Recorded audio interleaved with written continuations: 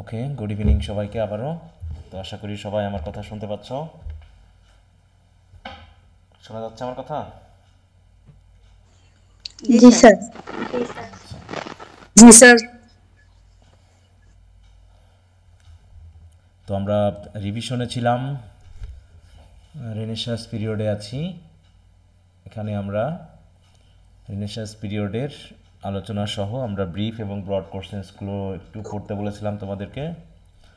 তো কী অবস্থা, পড়া হয়েছে? স্যার এই পিরিয়ডটা অনেক বড়। না, পিরিয়ডটা তো সবচেয়ে বড়, সেটা তো আগেও বলেছি। যেহেতু এখানে চারটা আলাদা জি আলাদা মোটামুটি চারটা আলাদা আলাদা এখানে একটা এইজ সমস্যা। রয়েছে, তাই না? যেহেতু চারটা আলাদা আলাদা এইজ রয়েছে, সেহেতু একটু সময় লাগবে, একটু সময় নিয়ে পড়তে হবে, এটাই হলো ব্যাপার। স্যার এটা টাইমটা আরেকটু বাড়াইতে হবে। টাইম মানে এই ক্লাসটা দিব, তারপরে ক্লাস থেকে আমরা আবার অন্যদিকে চলে যাব, ঠিক আছে? হ্যাঁ, যেহেতু একদিন দিয়েছি, আর একটা আজকের ক্লাসের পর পরবর্তী ক্লাসটা দিব। এখন বলো, এর ভিতরে আমরা শিট বা কোশ্চেনের ভিতরে যদি কোনো সমস্যা থাকে সেটা নিয়ে আমরা কথা বলতে পারি। তো এখানে আমি কিন্তু আলাদা আলাদা 5টা শিট তৈরি করেছি, মনে হয় নাকি? এখানে মানে আলাদা আলাদা দেওয়ারই চেষ্টা করেছি যাতে তোমরা আলাদা আলাদা করে বোঝো, কিন্তু তথ্য দেখবা যে ভিতরে প্রায় সব একই, তাই না? কিছু কিছু রাজনৈতিক পট ছাড়া সাহিত্যিক তথ্যগুলো কিন্তু প্রায় একই। হুম।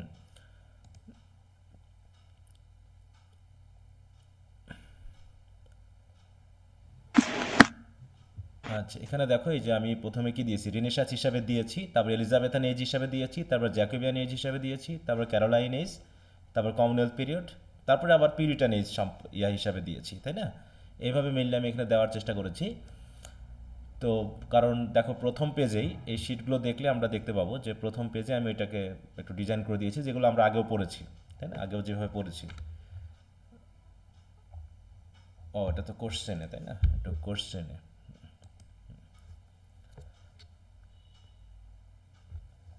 এই যে এখানে আমি এটা দিয়েছিলাম, যে কারণ রেনেসাঁস পিরিয়ড বলতে আমরা নির্দিষ্ট কোনো পিরিয়ডকে আলাদা করে বুঝতেছি না, বরং এলিজাবেথান এইজ, এটা হচ্ছে রাজনৈতিক ইতিহাস অনুসারে Elizabethan age, Jacobean age, Caroline age, Commonwealth period. আর হচ্ছে পিউরিটান এইজ, যেটা হচ্ছে জ্যাকোবিয়ান এইজের কিছু অংশ থেকে শুরু হয়েছিল 1620 থেকে কমনওয়েলথ পিরিয়ডে গিয়ে শেষ হয়েছিল। তো এইভাবে যেহেতু আমি আলাদা আলাদা করে টোটাল, তাহলে কয়টা হচ্ছে রেনেসাঁস পিরিয়ড, যে একটা শিট, তারপরে 1 2 3 4 5 6, এই 6টা বিষয়কে আমি দেখানোর চেষ্টা করেছি, এবং প্রায় ঘুরে ফিরে এর লিটারি হিস্ট্রিগুলো একই ধরনের। তা কোনোটা কি পড়েছো, না পড়া শুরু করে নি, কোশ্চেনে আছে সরাসরি কোনটা? কোশ্চেনগুলো কি পড়েছো না স্যার শিট আমি পড়েছো? কোশ্চেন স্যার ক্লাস করতেছি। মানে পিছনে ক্লাসগুলো করতেছো?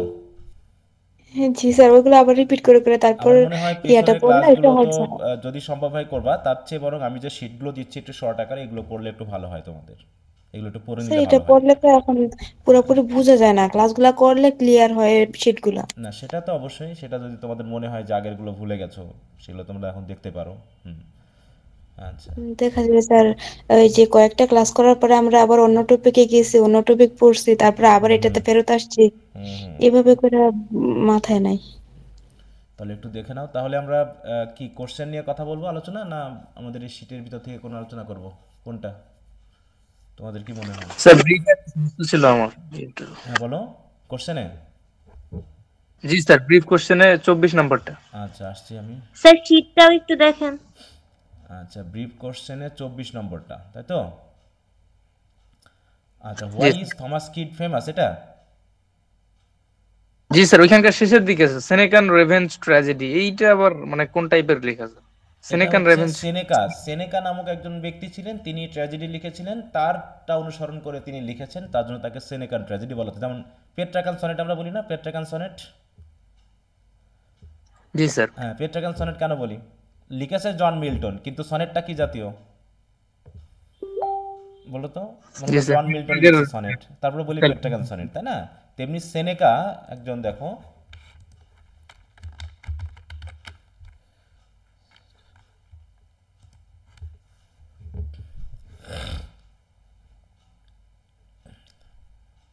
সময় লাগে।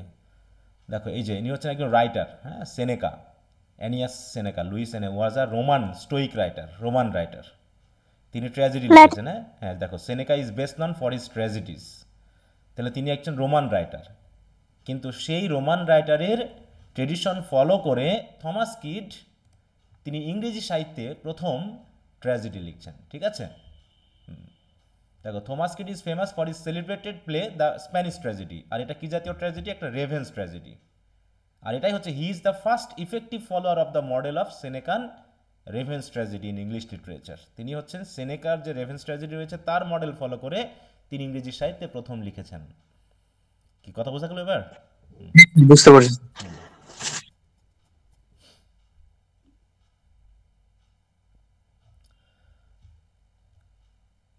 আচ্ছা, তোমাদের একটু স্যার বিষয় স্যার প্রথম শীটের 7 নাম্বার পয়েন্ট একটু বলে দেন। স্যার ব্রিপের 44 নাম্বারটার একটু সেকেন্ড লাইনটা যদি একটু বলতেন। আচ্ছা, কমেডি অফ হিউমার্স, তাই না? কমেডি অফ হিউমার্স আমরা এটা নিয়ে মনে হয় আলোচনা করেছিলাম শীটে পড়ার সময়, মানে এর আগে ক্লাস করার জি সময়। স্যার, কিন্তু Humor- সেকেন্ড লাইনটা আমার মনে হয় না যে না, এটা তো হিউমার, কমেডি অফ হিউমার আসলে এই শেষের কথাটা আসবেই। এখানে দেখানো হচ্ছে যে আমাদের বডি, আমাদের হিউম্যান বডি 4টা বিশেষ এলিমেন্ট নিয়ে গঠিত। ঠিক আছে, এটাতে ব্রড কোশ্চেনও কিন্তু এই কথাটা নিয়ে আলোচনা করা হয়েছে। ওখান থেকে আমি একটু পড়াই দিই, তাহলে তোমাদের বুঝতে সুবিধা হবে। দাঁড়াও, কি ব্যাপার, ব্রড কোশ্চেনটা দেওয়া হয়নি? এখানে আছে শেষে। স্যার আসসালামু আলাইকুম। ইসলাম, এই যে কমেডি অফ হিউমার্স, আমি 5 নম্বর ব্রড কোশ্চেনটা একটু পড়াই দিই, তাহলে ওখানে বুঝবা।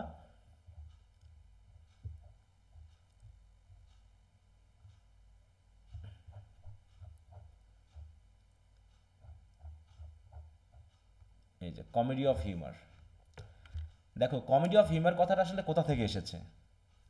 বলছে the concept of humours, humour শব্দটা আগে আসুক।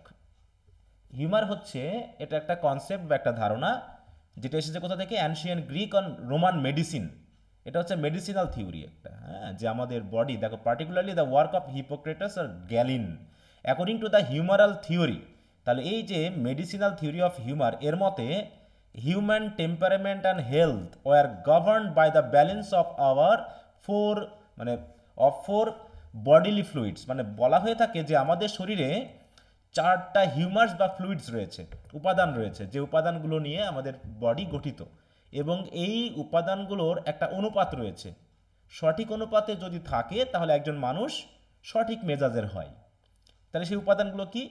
এক হচ্ছে ব্লাড, ঠিক আছে তো, আরেকটা হচ্ছে কি ফ্লেম, আরেকটা হচ্ছে ইয়েলো বাইল অ্যান্ড ব্ল্যাক বাইল। বাইল মানে কি বলো দেখি? ইয়েলো বাইল, ব্ল্যাক বাইল মানে কি? পিত্ত মনে হয় স্যার। হ্যাঁ, পিত্ত বলি না আমরা, পিত্ত। জি স্যার। মানে এই জাতীয় কিছু উপাদান রয়েছে, ধরো, হ্যাঁ, আমরা হয়তো মেডিসিনাল বিষয় বুঝবো না। দেখো greenish yellow fluid produced by the liver and stored in the, দেখো gall bladder that helps with digestion. তাহলে পিত্ত যেন আমাদের ডাইজেশনে হেল্প করে এরকম, তাই বলছে ব্ল্যাক বাইল এবং ইয়েলো বাইল, এবং সাথে রয়েছে তোমার হচ্ছে ব্লাড, আর একটা হচ্ছে কি, দেখো এটা বাংলা মিনিংয়ে যায়, কব দেখায়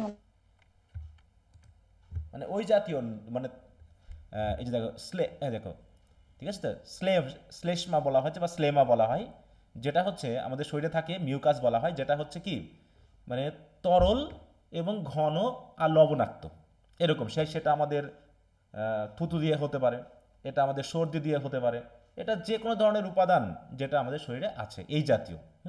তো এরকম 4টা এলিমেন্ট দিয়ে আমাদের বডি গঠিত, ঠিক আছে। এবং এই কয়টা এলিমেন্ট আলাদা আলাদা 4টা বিষয়কে কিন্তু রিপ্রেজেন্ট করে, ঠিক আছে তো।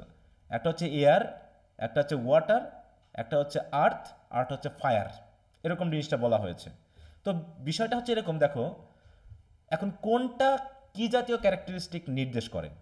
যেমন ব্লাড প্রধানত নির্দেশ করে হচ্ছে স্যাঙ্গুইন, ব্লাড বলতে আমরা বুঝি আর্থ, হ্যাঁ, ব্লাড মেইনলি আর্থকে নির্দেশ করে, যেটা দিয়ে বোঝানো হয়, যেটা নির্দেশ করে আমাদের স্যাঙ্গুইন ক্যারেক্টারিস্টিককে। স্যাঙ্গুইন মানে হচ্ছে অপটিমিস্টিক বা আশাবাদী। তার মানে এই উপাদানটা যদি কারো পরিমাণে বেশি থাকে, মানে অনুপাতের থেকে যদি বেশি থাকে, তাহলে সে হয় আশাবাদী মানুষ, অতিরিক্ত আশাবাদী, অতিমাত্রায় আশাবাদী, ঠিক আছে। তো এই কমেডির মধ্যে এমন কিছু ক্যারেক্টার তৈরি করা হয় যে একটু বেশি আশাবাদী টাইপের মানুষ।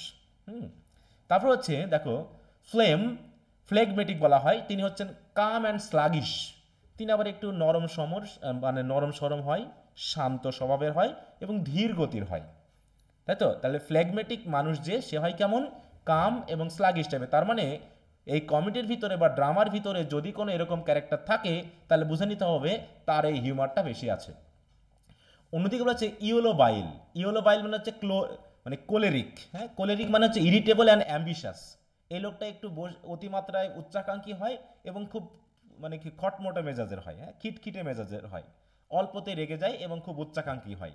তার মানে এরকম যদি কোনো ক্যারেক্টার কমেডিতে থাকে তাহলে বুঝে নিতে হবে তার মধ্যে এই হিউমারটা বেশি রয়েছে বা ফ্লুইডটা বেশি রয়েছে।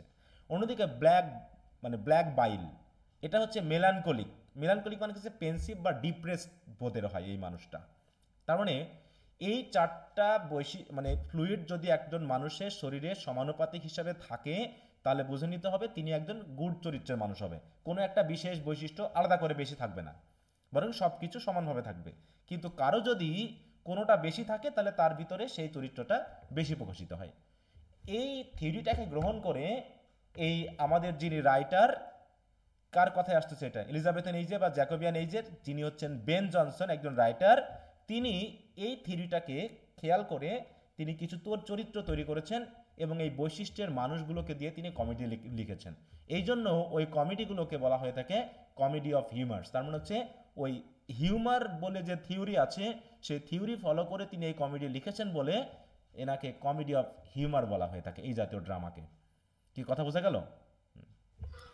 তাই বলছে যে এই জাতীয় হিউমার যদি কম বেশি হয়, বলছে an imbalance in this humours was believe to result in distinct personality quirks or disorder.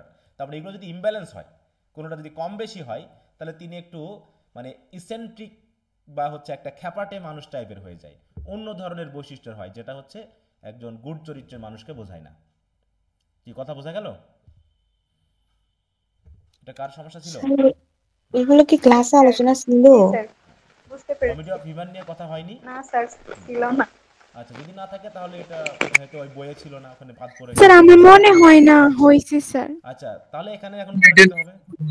আমি তো বলেছি কমেডি যে অফ হিউমার। সবকিছু হয়তো পাবা না, অনেক সময় বাদ পড়ে যাবে, ঠিক আছে? আমি জি আগে স্যার, বলেছি সেটাই যে স্যার। সবকিছু বইয়ে পাবা না, এই জন্য আবার আলাদা করে কিছু জিনিস পড়াতে হবে, বলেছিলাম কি না? জি স্যার। হ্যাঁ, যে হিস্ট্রি তুমি একটা নির্দিষ্ট বই অনুসারে কখনোই পাবা না, ঠিক আছে? এই হচ্ছে ব্যাপার। এই জন্য কিছু কিছু কোশ্চেন আমাকে ডাবল করে ডাবল মানে কি নতুন করে আবার পড়তে হবে, যে বিষয়গুলো হয়তো নেয় বা ছিল না সেগুলো আমাকে দেখতে হবে, এই হচ্ছে ব্যাপার। আচ্ছা, কি বুঝতে পারছো? স্যার কমেডি অফ হিউমার কি একজনই লিখছে?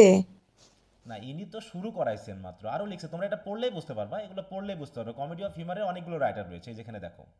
হ্যাঁ, বেন জনসন মেইনলি এটা শুরু করাইছেন, ঠিক আছে? তারপরে অনেক রাইটার রয়েছে যারা এগুলো লিখেছে, ঠিক আছে? জন ওয়েবস্টার আছে, ঠিক আছে? তারপরে যে বেন জনসন আছে, তো এগুলো এরা আরও ক্যারেক্টার আছে যারা মেইনলি লিখেছে, কিন্তু এটা মেইনলি যাই হচ্ছে বেন জনসনের সাথে, কারণ তিনি এটা মেইনলি এখানে শুরু করাইছেন।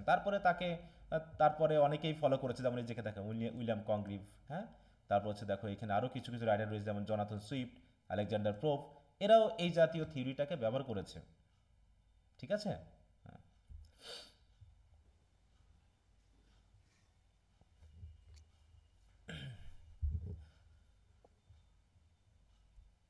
কি বোঝা গেল এই জিনিসটা? জি স্যার। তাহলে আমরা ছিলাম হচ্ছে ব্রিফ কোশ্চেনে। তাহলে ব্রিফ কোশ্চেনে কি বলা হচ্ছে আমরা যদি একটু দেখি তাহলে বুঝতে পারবো। এখন ব্রিফ কোশ্চেনটা বুঝেছো কিনা একটু দেখো সবাই। এখন সবাই একটু পড়ে নাও দেখি ব্রিফ কোশ্চেনের মিনিংটা কি বলে। কত দূর? হ্যাঁ, যে কমেডি অফ হিউমার কি?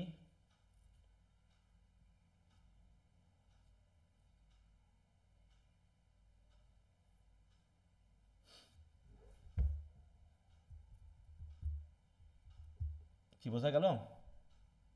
স্যার মেন চারটা জিনিস সেখানে লেখা হয়েছে, হুম, মানে মেন যে থিম চারটা, এই চারটা দিয়ে শর্ট কোশ্চেন ব্রিফ কোশ্চেনটা হয়েছে। হ্যাঁ হ্যাঁ, ওটাই। যেহেতু কি এটা কি জাতীয়, এটা এক ধরনের কমেডি, তাই না? এখন এই কমেডিটা কি জাতীয় কমেডি সেটা এবার এখানে বলা হয়েছে, যে এটা কিসের উপর ভিত্তি করে লেখা হয়েছে, ওই যে গ্রিক একটা মেডিসিনাল থিওরি বা সাইকোলজিক্যাল থিওরির উপর ডিপেন্ড করে, যেটা মতে আমাদের বডি এরকম চারটা উপাদান দিয়ে গঠিত।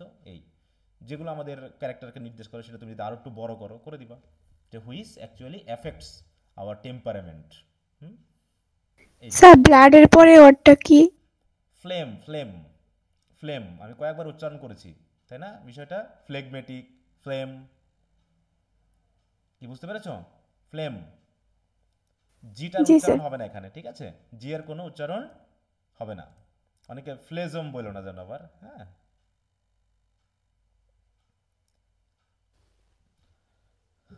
স্যার ফাদার অফ ইংলিশ এসে, স্যার ক্যান্টারবারি টেলস ওইটা কি এসে ছিল না স্যার? ক্যান্টারবারি টেলস কি এসে ছিল? না প্রোজ। না স্যার পোয়েট্রি। ওটা তো পোয়েট্রি ছিল। পোয়েট্রি, ও আচ্ছা sir, sorry sir. Francis Bacon, ইজটা আলাদা হয়ে গেল। আচ্ছা যাক, এখানে একটু ইয়ে হয়ে গেছে। ফ্রান্সিস, আমরা এখানে কাকে নিয়ে কথা বলছি? জিওফ্রে চসারকে নিয়ে না ফ্রান্সিস বেকনকে নিয়ে? Sir Francis beacon. ফ্রান্সিস হ্যাঁ, তাহলে বেকন। ক্যান্টারবারি টেলস এখানে আসবে কেন? না স্যার আমি ভাবছিলাম যে আচ্ছা সমস্যা নেই। ওনাকে ফাদার অফ ইংলিশ পোয়েট এসে বলা হয়ে থাকে, আবার অনেক সময় দেখা যাচ্ছে মডার্ন প্রোজ বা এরকম বলা হয়ে থাকে, হ্যাঁ। Father of pros in modern English এরকমটা বলা হয়ে থাকে। এই।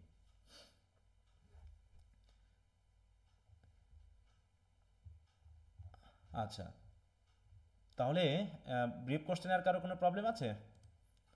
তাহলে আমরা একটু দেখি, আমরা মেইনলি তাহলে এই শীটগুলোর মধ্যে কোনটা নিয়ে কথা বলবো বলো তো? এলিজাবেথান এইজ, এটা তো সহজ আছে, বুঝতে স্যার যাচ্ছে। প্রথম শীটের 7 নাম্বার পয়েন্টটা একটু দেখেন।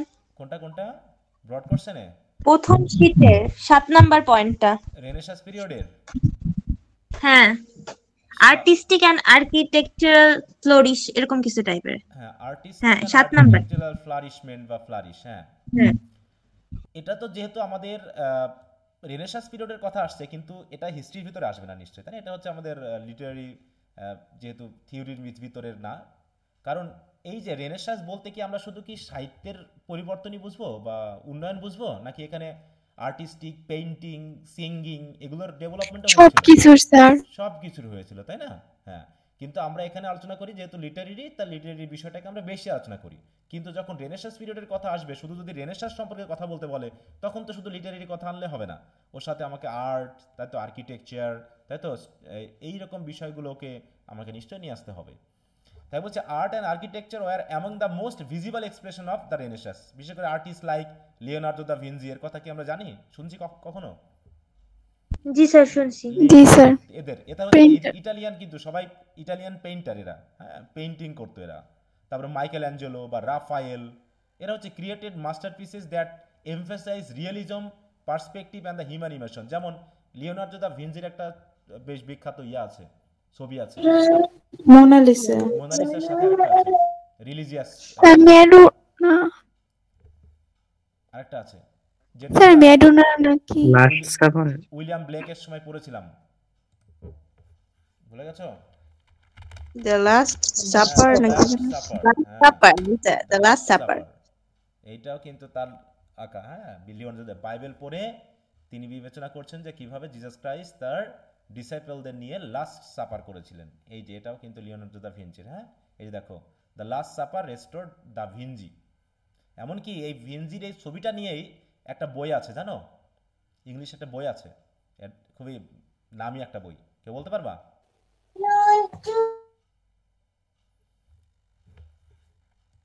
এই ছবির পেছনে অনেক ইতিহাস আছে, অনেক গোপনীয়তা আছে, এই জন্য তিনি এটা লিখেছিলেন। দ্য ভিঞ্জি কোড, নাম শুনছো কখনো এই বইটার? জি স্যার। ড্যান জি স্যার, জি Brown, sir. The Vinci code. বইটা একটু পড়ো। এটা স্যার ওই ছবিটা ভিত্তি করে লেখা, এই বইটা? সরি, এই বইটা স্যার ওই ছবিটার উপর ভিত্তি করে লেখা? হ্যাঁ হ্যাঁ, ওই ছবিটার কেন্দ্র করে, এবং এই লিওনার্দো দা ভিঞ্জি এই ছবির মাধ্যমে কিছু বলতে চেয়েছিলেন, যেটা বাইবেল থেকে এড়িয়ে যাওয়া হয়েছে, হ্যাঁ, যেগুলো বাইবেলে নেই। বুঝতে পারছো, যে বাইবেলের একটা পরিবর্তন করা হয়েছে, যে যে জিনিসটা এই ছবিতে আছে কিন্তু বাইবেলে সেই কথাটা বলাই নেই, ঠিক আছে? তো এখানে ছবির দিকে তাকালে একটা জিনিস দেখবা, আর হচ্ছে আর তার মানে বাইবেলে পড়লে একটা জিনিস দেখবা। দেখো তো, একটু যাই, একটু বড় হলে ভালো হতো, দেখি আসে কিনা। দেখো তো এই ছবির ভিতরে কি কোনো আমরা লেডি ক্যারেক্টার পাচ্ছি? লেডি কোনো ইয়ে আছে এখানে, ইমেজ আছে? জি স্যার, একজন আছে। স্যার একজন আছে স্যার সাথে। একজন। একজন, ভালো করে খেয়াল করো। স্যার 2জন মনে হচ্ছে, এটা কি লেডি? এখানে কয়জন আছে টোটাল? 1 2 3 4 5 6 7 জি 8 জি উনি 9 10 11 12। তাহলে ষষ্ঠ জন স্যার, এদিকে ষষ্ঠ। 6 জন, এদিকে 6 তিনজন স্যার, হ্যাঁ, এখন খেয়াল করো একটা কথা আছে, তিনজন। আনলাকি 13 বলে একটা কথা শুনেছো? আনলাকি 13। জি স্যার শুনছি, এই কিন্তু আনলাকি 13 বলতে কিন্তু এখানে ওই জিসাস ক্রাইস্টকে নির্দেশ করা হয়। এখানে টোটাল 13 জন আছে। তিনি তার 12 জন প্রিয় ডিসাইপলদেরকে নিয়ে তিনি লাস্ট সাপার করেছিলেন, এবং এটা ছিল কি তার জন্য একটা খুবই দুঃখের একটা মুহূর্ত, কারণ এর পরবর্তী তাকে ক্রুসিফাই করা হবে। এইটাও একটা, তাই আনলাকি 13 এই হচ্ছেন এই কথাটার সাথে রিলেটেড। এখানে দেখো দেখানো হচ্ছে যে এখানে টোটাল 2 জন কিন্তু লেডি আছে, এখানে টোটাল 2 জন। জি স্যার কিন্তু বাইবেলে তার ডিসাইপলদের মধ্যে কোনো লেডির কথা কিন্তু উল্লেখ নাই। এটা নিয়ে একটা বিশেষ বিতর্ক সৃষ্টি হয়, হ্যাঁ, এবং এটা নিয়ে একটা বইও লেখা আছে। এই ভিঞ্জি কোড বইটা পড়লে অনেকটা বুঝতে, যদিও একটু অন্যভাবে লেখা, বইটা নিষিদ্ধ করা হয়েছিল পরবর্তীতে, হ্যাঁ, বইটা নিষিদ্ধ করা হয়েছিল। তো এখন অবশ্য বইটা বাজারে পাওয়া যায়, একটু যদি পাও একটু পড়বা, কাজে দিবে। আচ্ছা, তো যাই হোক, এখন আমরা আসি। তাই বলতেছে যে তারা কি নিয়ে লিখেছিল, দেখো, Leonardo da Vinci, Michelangelo এবং Raphael created masterpieces that emphasize realism, perspective and human emotion. Realism মানে কি? বাস্তববাদকে তারা তুলে ধরেছিল, বাস্তবতাবাদ, কোনো ওই আবেগী, যেটা রিফরমেশন পিরিয়ডে কি ছিল, ধর্মীয়, হ্যাঁ, যে একটা আক্রোশ বা একটা সাপ্রেশন ছিল, সেগুলোকে বাদ দিয়ে আসলে বাস্তবতা কি সেগুলোকে মিলিয়ে তুলে ধরা হয়েছে। এবং বলা হচ্ছে যে এই ইমেজ তৈরি করতে গিয়ে, পেন্টিং তৈরি করতে গিয়ে তারা কিছু টেকনিক ইউজ করলো। এগুলো অবশ্য আমরা বুঝবো না, কিন্তু তারপরে সেখানে বলা আছে দ্য ইউজ, এগুলো অতটা দরকার নেই তোমাদের, জাস্ট এখানে রেনেসাঁস পিরিয়ডের কিছু বিষয় বলা হয়েছে। এই জন্য দেখো, the use of technique such as, দেখো, চিয়ারোস্কুরো, যেটা হচ্ছে লাইট এবং শ্যাডো, মানে ব্ল্যাক অ্যান্ড হোয়াইট কালারের, অথবা হচ্ছে এগুলো হচ্ছে সব কিন্তু ল্যাটিন ভাষায় লেখা, হ্যাঁ, এখানে আমরা বাংলাটা ইংলিশ ভাষাটা পড়লে বুঝতে পারবো। তো ব্লারিং লাইন্স, মানে মূল কথা হলো এক মিউজিক্যাল কিছু টেকনিক আছে এখানে। যে মিউজিক মানে কি শুধু সাউন্ডকে বোঝায়? বলো তো, মিউজিক মানে কি শুধু সাউন্ডকে বোঝায়, নাকি সাউন্ড যে নাই, সাউন্ডলেস যে অবস্থা, সেটাও কি মিউজিকের মধ্যে পড়ে না? বলো তো। স্যার এটা কি স্যার যে তরঙ্গের বিষয়? ব্যাপার আছে, তরঙ্গের ব্যাপার আসছে না। আমি মনে করে গান করতেছি, গান করতে করতে আমি কি সবসময় গেয়েই যাই, নাকি মাঝে মাঝে অফ আসে? মনে করে আমি বললাম যে আমার সোনার বাংলা দিয়ে একটা কিছু সময় দিলাম, আমি তোমায় ভালোবাসি, এই যে আমি যে একটা গ্যাপ দিলাম এখানে, আমার সোনার বাংলা দিয়ে গ্যাপটা দিলাম, এটা কি মিউজিকের অংশ না? জি স্যার। তার মানে কি এখানে বলা হচ্ছে, যখন আমরা কোনো ছবি আঁকি বা পেন্টিং করি, আমরা শুধু রং তুলি দিয়ে রং দিয়েই যাই না, কিছু কিছু জায়গায় আমরা রং ছাড়া ইউজ করি, কারণ ওইটা আমাদেরকে ওই ইফেক্টটা তৈরি করতে সাহায্য। এরকম কিছু টেকনিক তারা ইউজ করে মেনলি করেছিল। ওগুলো আমাদের জানানোর বিষয় না, বা ওগুলো জানারও দরকার নেই। শুধু আমরা এইটুকু জানি যে রেনেসাঁস পিরিয়ডে শুধু সাহিত্য না, সাহিত্য ছাড়াও এখানে আর্ট, আর্কিটেকচার, এগুলোও ব্যাপকভাবে প্রভাবিত হয়েছিল। এবং বিশেষ করে এখানে 3 জন রাইটারের কথা বলা হয়েছে, যে রাইটারেরা এই রেনেসাঁস যে এক্সপ্রেশনটাকে তারা তাদের আর্টের মাধ্যমে তুলে ধরেছিল। এইটুকু মনে রাখলে চলবে, ঠিক আছে?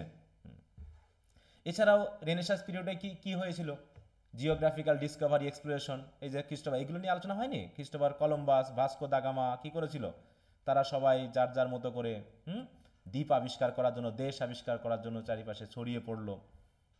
এগুলো হচ্ছে কি রেনেসাঁসের একটা প্রভাব। তাই বলছে the Renaissance also coincide with the age of exploration which expanded Europe's horizons and introduce new ideas and goods. Explorers like Christopher Columbus, Vasco da Gama, Ferdinand Magellan opened trade routes and initiated cultural exchange, further enriching the intellectual climate of the Renaissance. তাহলে রেনেসাঁসটা তারা আরও ছড়িয়ে দিয়েছে শুধু ইউরোপে না, ইউরোপের বাইরেও বিভিন্ন জায়গাতে। এইভাবে মেইনলি এখানে দেখানো হয়েছে। কি কথা বুঝতে পেরেছো? জি স্যার।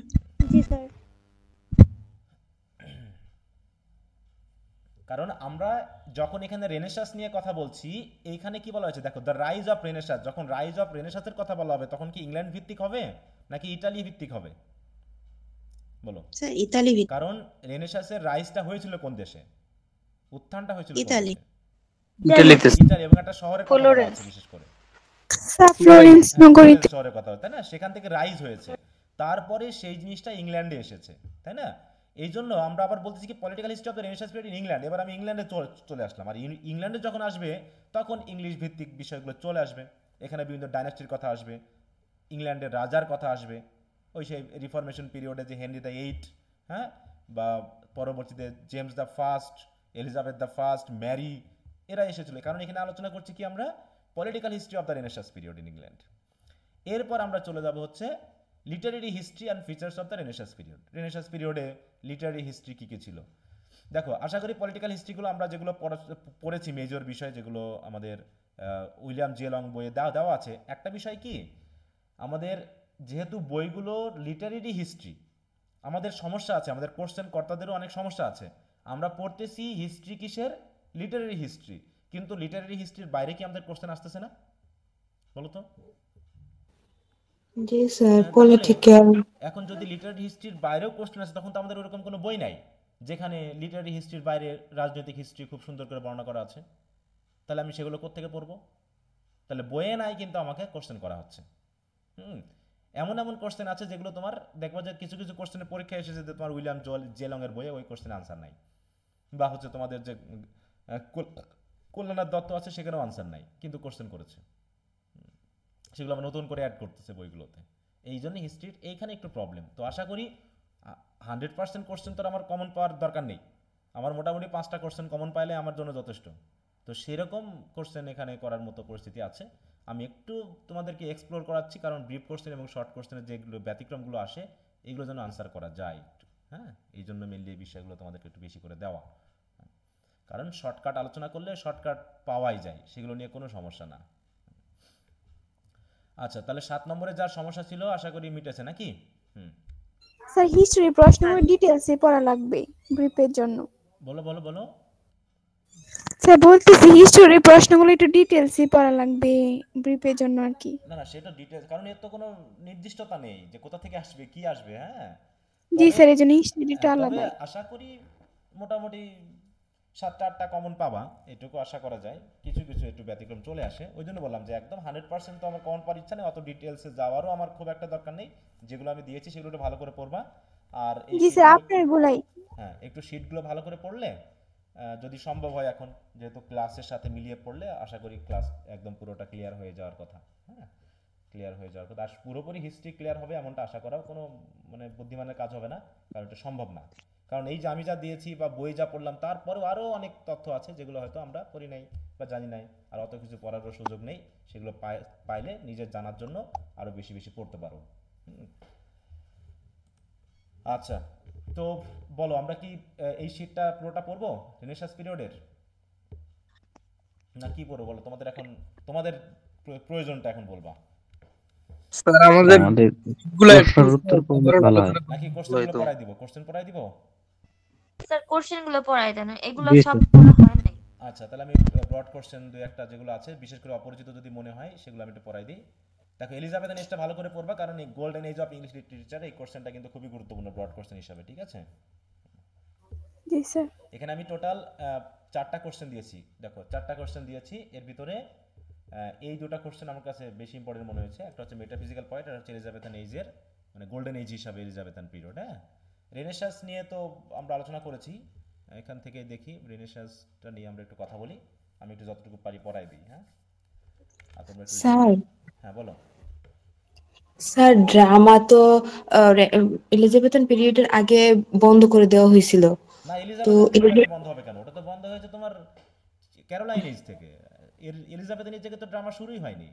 তখন তো ছিল সেই মিরাকল প্লে, মিস্ট্রি প্লে, ওইগুলো তখন তো ড্রামাই শুরু হয়নি ঠিকমতো। এলিজাবেথান এজ থেকে তো নতুন করে আবার শুরু হয়েছে।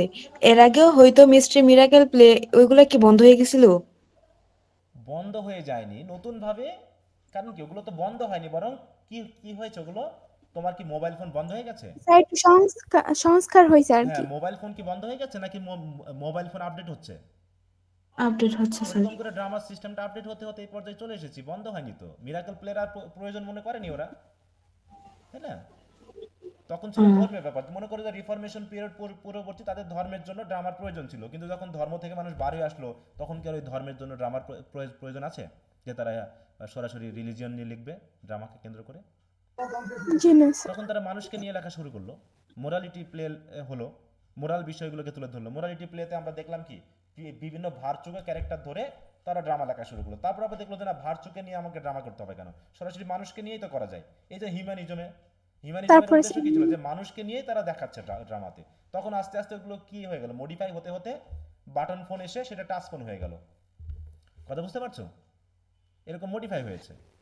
তার পরবর্তীতে কি কি হলো, প্রথমে ছিল মানে রিলিজিয়ান, তারপর আসলে মোরালিটি, তারপর হলো সেন্সুয়ালিটি। আর যখনই সেন্সুয়ালিটি এসে গেল তখন ভালগার হয়ে উঠলো, তাই তো? নাটকের পরিবর্তে বিভিন্ন ধরনের ভালগার বিষয় দিয়ে মানুষের মনোরঞ্জন শুরু করা হলো। তখনই করলো কি, পিরিটান যারা ফলোয়ার তারা বললো ড্রামা বন্ধ। চার্লস দ্য ফার্স্টকে বিয়েটেড করলো, ড্রামা বন্ধ করে দিল। এবং যেমন বর্তমানে এখন যদি মনে হয় যে আমাদের ইউটিউব ফেসবুক মনে করো প্রচুর পরিমাণে ভালগার হয়ে যাচ্ছে, এমন সময় হতে পারে না যে মানুষ একদম বন্ধ করে দিবে এগুলো? বলো। জি স্যার, হইতে পারে। যে মানুষকে যেভাবে এগুলো খারাপ পথে নিয়ে যাচ্ছে ভালগারিটি দিয়ে, হয়তো এগুলো একদম একসময় মানুষ খুব মানে কি বলবো, নিজেদের স্বার্থে হলেও বলবে এগুলো বন্ধ। এটা বাধ্য হবে একসময় মানুষ আগামী 50 বছরের মধ্যে, কারণ মানুষ নিচে নামতে নামতে অনেক দূর মানে নিচে নেমে। আর আমরা তো বাঙালি তো মনে হচ্ছে যেন এর বোধ শক্তি পুরো হারিয়ে ফেলেছে এখন বর্তমানে। মানে আমরা পুরো উন্মাদ হয়ে গেছি, উন্মাদ একটা জাতি হয়ে গেছি। যে দেশে শিক্ষা প্রতিষ্ঠানে ভাঙচুর করে ছেলে মেয়ে আনন্দ পায় সে দেশে মানুষ হবে বলে আমার কাছে খুব একটা মনে হয় না। এটা আমাদের মতো এই বাংলাদেশে এটা সম্ভব। আর কোনো দেশে এরকম উদাহরণ পেয়েছো তোমরা এ পর্যন্ত? বলো তো, এরকম উদাহরণ আর কোনো দেশে আছে? জি না স্যার। হ্যাঁ, যে শিক্ষা প্রতিষ্ঠানে এরকম ভাঙচুর করে তারা এক ধরনের উন্মত্ততাতে মেতে ওঠে। হ্যাঁ, একজন মানুষ অপরাধ করতে পারে, একজন মানুষ অপরাধী হতে পারে, তাকে আমরা অপরাধের জন্য শাস্তি দিব। কিন্তু একজন শিক্ষা প্রতিষ্ঠান কি দোষ করতেছে, জানালা দরজা কি কি কি দোষ করতেছে, তাই তো? এগুলো কি দোষ করতেছে, ওগুলো ভাঙচুর করতে হবে আমার? এটা তো মানে এই মিনিমাম বোধ শক্তি যতক্ষণ এই বাঙালি জাতির উদ্ভব না হবে ততক্ষণ এরা কখনো মানুষ হিসেবে বিবেচিত হবে বলে আমার কাছে মনে হয় না। আর এটা সম্ভব না, এ জাতির পক্ষে সম্ভব না। আমি এর কোনো ভবিষ্যৎ দেখতেছি না। আগেও দেখলাম ল্যাপটপ টিভি সব নিয়ে যাচ্ছে কান্দ করে। হ্যাঁ, তাহলে আগেও দেখি নাই, যত স্বাধীনতা বলো আর যে বালি করো কিচ্ছু কাজ হবে না। ঠিক আছে তো, এগুলো দিয়ে কিচ্ছু হবে না। আমি সরি যে একটা খারাপ কথা আমি এখানে বলে ফেললাম, ঠিক আছে? আমি খুবই রেগে যাই এই কথাগুলো শুনে, বুঝতে পারছো? এগুলো একদম খুবই বাজে একদম ইতিহাস আমাদের জন্য। তো যাও, তো ঠিক ওইরকম একটা ব্যাপার যেখানে আমাদের মানে কি বলবো, যে ভালো একটা ইতিহাস হচ্ছে না, একদম খারাপ ইতিহাস মানে তৈরি হচ্ছে, যেগুলো খুবই বাজে, খুবই বাজে, যেখানে মনে হচ্ছে আমাদের আর দরকারই নেই, এগুলোর প্রয়োজনই নাই। আচ্ছা, তো ঠিক আছে, আমরা চলে আসি এদিকে। তাহলে এখানে ঠিক বলছে রেনেসাঁস পিরিয়ডের প্রভাবটা তাহলে শুরু হয়েছিল কোথা থেকে বললাম? বলো, এটা কি ইটালি কেন্দ্রিক, ইংলিশ কেন্দ্রিক নাকি ইউরোপিয়ান? স্যার ইতালিতে ফার্স্ট শুরু হয়েছিল। তাহলে প্রথমে কি আসবে, কার কথা আসবে? এটা কি ইংলিশ কোনো ফেনোমেনন নাকি ইউরোপিয়ান? European sir. হ্যাঁ, এটা একটা ইউরোপিয়ান ফেনোমেনন, অর্থাৎ ইউরোপিয়ান একটা ঘটনা। তারপরে দেখো, the Renaissance was European phenomenon was operative in literature of all known European countries in the 16th century. তাহলে প্রথমত হচ্ছে এটা ইউরোপিয়ান কান্ট্রিতে মোটামুটি ব্যাপকভাবে প্রচলিত হয়েছিল। The Renaissance is a French word which means rebirth, revival and reawakening. এটা তো আমরা দেখেছি লিটারাল মিনিং হচ্ছে রিবার্থ, রিভাইভাল অথবা reawakening. And so the word is applied to refer to the revival of ancient classical mythology, literature and culture. তাহলে এই যে আমরা রিবার্থ, রিভাইভাল বা রিওয়েকেনিং বলতেছি, এগুলো আসলে কিসের রিবার্থ, কিসের রিওয়েকেনিং? বলো, এগুলো কিসের? Ancient mythologic, literature and culture. আমরা ধর্মীয় উত্থান থেকে চলে এসে তাই তো? আমরা ধর্মীয় প্রভাব থেকে বের হয়ে এসে আমরা আবার সেই প্যাগানিজমে ফিরে গেলাম। মানে মূল কথা হলো ধর্ম আমাদেরকে আর ঠিক করতে পারতেছে না, ধর্ম আমাদের জন্য আর কাজে লাগতেছে না। তার মানে আমরা আবার ফিরে যাচ্ছি কোথায়? সেই মিথোলজিতে, হ্যাঁ, সেই প্যাগানিজমে, যেটা আমরা ক্রিশ্চিয়ানিটি শুরু হওয়ার আগে আমরা বাদ দিয়েছিলাম, তাই না? ক্রিশ্চিয়ানিটি শুরু হওয়ার আগে যেটা আমরা মানে শুরু হতে হতে যেটা বাদ দিয়েছিলাম, আমরা পুনরায় সেখানে ফিরে গিয়ে আমরা শান্তি পাচ্ছি। তা আমাদের অবস্থা তো তাই হবে নাকি বাংলাদেশে, যে আমরা আধুনিক সমাজে, আমরা আধুনিক শিক্ষায় মানুষ হতে পারতেছি না। এই জন্য আমাদের কি দরকার? আমরা সেই যেন ওল্ড মডেলে ফিরে যাই আবার নাকি? আমাদের প্রতিনিয়ত প্রতি 10 বছর 20 বছর 15 বছর পর পর আমাদের স্বাধীনতা যুদ্ধ করতে হবে। বুঝতে পারছো? এই স্বাধীনতা যুদ্ধ না করলে আমরা ভালো থাকতে পারবো না, কারণ আমরা প্রতিনিয়ত আমাদের বিরুদ্ধেই স্বাধীনতা করব। স্বাধীনতা, আমরা সিভিল ওয়ারের একটা মানুষ, হ্যাঁ, আমরা সিভিল ওয়ার খুব পছন্দ করি, নিজেদের ভিতর মারামারি করতে খুব পছন্দ করি, হ্যাঁ। তাই বলছে so the word is applied to refer to the revival of ancient classical mythology, literature and culture as well as a reawakening of the human mind to the glory and the beauty of human body and world of nature. তার মানে আমরা কি চাচ্ছি? এগুলোর মাধ্যম দিয়ে আমরা আবার হিউম্যান মাইন্ডকে গুরুত্ব দিচ্ছি, আমরা হিউম্যান বডির বিউটিকে গুরুত্ব দিচ্ছি, এবং আমরা নেচারকে গুরুত্ব দিচ্ছি। তার আগ পর্যন্ত আমরা গুরুত্ব দিচ্ছিলাম ধর্ম, তার আগ পর্যন্ত আমরা গুরুত্ব দিচ্ছিলাম স্বর্গ, আমরা আর আগ পর্যন্ত গুরুত্ব দিচ্ছিলাম বেহেশত, দোজক, এইগুলো নিয়ে। আর এই বেহেশত, দোজক, তাই তো, যেটা আমরা বলতেছি, এইগুলোই আমাদেরকে ওই ধর্মীয় গণ্ডির ভিতরে আষ্টে পৃষ্ঠে বেঁধে রেখেছিল, যেগুলো থেকে আমরা বার হওয়ার জন্য এখান থেকে আমরা বেরিয়ে এসে ওই ক্লাসিক্যাল মিথোলজি, লিটারেচার, কালচার, ওগুলোর সাথে আবার আমরা জড়িয়ে পড়লাম। তাই বলছি, দেখো, after the long sleep of the dark Middle Age, এখন চিন্তা করো, আমরা দেখেছিলাম আর্লি ইংলিশ পিরিয়ডে ক্রিশ্চিয়ানিটি শুরু হলো। তাহলে ক্রিশ্চিয়ানিটি যখন শুরু হলো, তাহলে মিডিল এজে নিশ্চয়ই ক্রিশ্চিয়ানিটি ব্যাপকভাবে ছড়িয়ে পড়েছিল, এই তো? তাহলে ক্রিশ্চিয়ানিটি যদি একটা রিলিজিয়ান হয়ে থাকে, এবং সেই রিলিজিয়ান যদি মানুষ কল্যাণের জন্য ব্যবহৃত হয়ে থাকে, তাহলে এটাকে ডার্ক এজ কেন বলা হবে বলো? স্যার চার্চ করপ্টেড হয়ে গেছিল স্যার। ওই ধর্মটাকে ব্যবহার করে নিজের স্বার্থে ব্যবহার, মানে কি বলবো, মানুষকে নিয়ন্ত্রণ করা শুরু করছে। এই জন্য এটাকে ডার্ক এজ বলা হচ্ছে। একটা জিনিস চিন্তা করো, ডার্ক এজ বলা হচ্ছে যেখানে কিনা প্যাগানিজমকে যদি আমরা ধরি যে ওরা দেবদেবীতে বিশ্বাস করতো, ওরা কোনো ধর্মে বিশ্বাস করতো না, তাহলে নিশ্চয়ই ক্রিশ্চিয়ানিটি আসলো, তাহলে একটা ঈশ্বর মানে কি ঈশ্বরবাদী একটা ধর্ম আসলো, তাহলে সেখানে কেন আবার এটাকে আমাদের ডার্ক এজ বলতে হবে? তাহলে ডার্ক এজ বলা হচ্ছে মানে এই সময়ে মানুষ আরো বেশি করাপ্টিবল হয়ে গেছিল, মানুষের মনকে আরো বেশি ব্যাপক পরিমাণে কনজেস্টেড করা হয়েছিল, ওপেন মাইন্ডেডনেস বাদ দিয়ে তাদেরকে ধর্মীয় মানে গণ্ডির ভিতরে আবদ্ধ করে ফেলা হয়েছিল।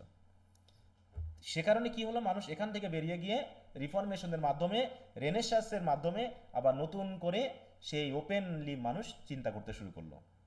তাই বলছে, so MH Abraham says Renaissance is the birth of the modern world out of the ashes of the Dark Ages. হ্যাঁ, যে রেনেসাঁস যেন হচ্ছে ওই ডার্ক এজের ছাই থেকে জন্ম নেওয়া একটা আধুনিক পৃথিবী বা বিশ্ব।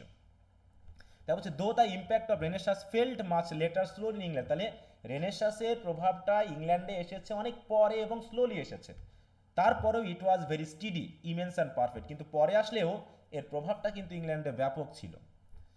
আর এর প্রভাবটা বেশি পরিমাণে ত্বরান্বিত হয়েছে কিসের মাধ্যমে? বলছে, in this case Caxton printing press immensely influence the Renaissance to be felt in the far reaching popularity of great literary work. তার মানে তৎকালীন সময়ে প্রিন্টিং প্রেস আবিষ্কারের কারণে বই যেহেতু ব্যাপক পরিমাণে প্রিন্ট করা শুরু হলো, অতএব মানুষের কাছেও বইগুলো সহজে পৌঁছায় গেল, গ্রেট লিটারারি ওয়ার্কগুলো সকলের কাছে সরাসরি পৌঁছে গেল। However, the new beginning in the literary world of England brought about by the impact of Renaissance was distinctly marked in several matters. বলছে, যাই হোক, ইংল্যান্ডে যে রেনেসাঁসের প্রভাবটা এসেছিল তা কয়েকটি বিষয়ের মাধ্যমে আমরা চিহ্নিত করতে পারি। কেমন? Firstly the spirit of humanism, প্রথমে আসতেছে হিউম্যানিজমের কথা। কারণটা কি? এন্ডিং দ্য স্পিরিচুয়াল ডগম্যাটিজম, যেখানে ওই যে স্বর্গ নরক, তারপরে হচ্ছে মানে ঈশ্বরবাদ, তাহলে পোপের হচ্ছে ঐশ্বরিক ক্ষমতা, এই যে একটা ডগম্যাটিজম, একটা অন্ধবিশ্বাস, তাই তো, স্পিরিচুয়াল, এই ব্যাপারটা তাকে শেষ করার কারণে বোঝানো হলো যে ধর্ম মানুষের জন্য, মানুষ ধর্মের জন্য না। ঠিক আছে, অতএব ধর্ম যদি মানুষের কল্যাণে না লাগে, তাহলে সেই ধর্মের আমার দরকার নাই। হ্যাঁ, তাহলে ধর্মকে ওইভাবে পরিচালনা করতে হবে যেটা মানুষের কল্যাণে কাজ করবে, মানুষকে শান্তি প্রদানে কাজ করবে। And the secular authority of the Middle Age, এবং কি হলো শেষ পর্যন্ত secular authority of the Middle Ages, তাই তো। মিডল এজের যে অথরিটি ছিল, তারা আবার ওরাও চেয়েছিল কি ধর্মীয় ব্যাপারটাকে, মানে একদল ছিল ধর্মের জন্য এক কাটা, আর একদল ছিল হচ্ছে সিকুলারিজমে তত্ত্বে বিশ্বাসী। তাহলে এই দুটার মধ্যে যে একটা দ্বন্দ্ব ছিল, সেই দ্বন্দ্বটা শেষ করে কি হলো, হিউম্যানিজমের যে স্পিরিট সেটা এই রেনেসাঁসের মাধ্যমে নতুন করে গজিয়ে উঠলো, তাই তো, বা জন্ম লাভ করলো। তাহলে এটা ছিল কি স্পিরিট অফ হিউম্যান। একটু আমরা যদি ছোট করে মনে রাখি তাহলে এটা হচ্ছে কি দ্য স্পিরিট অফ হিউম্যানিজম।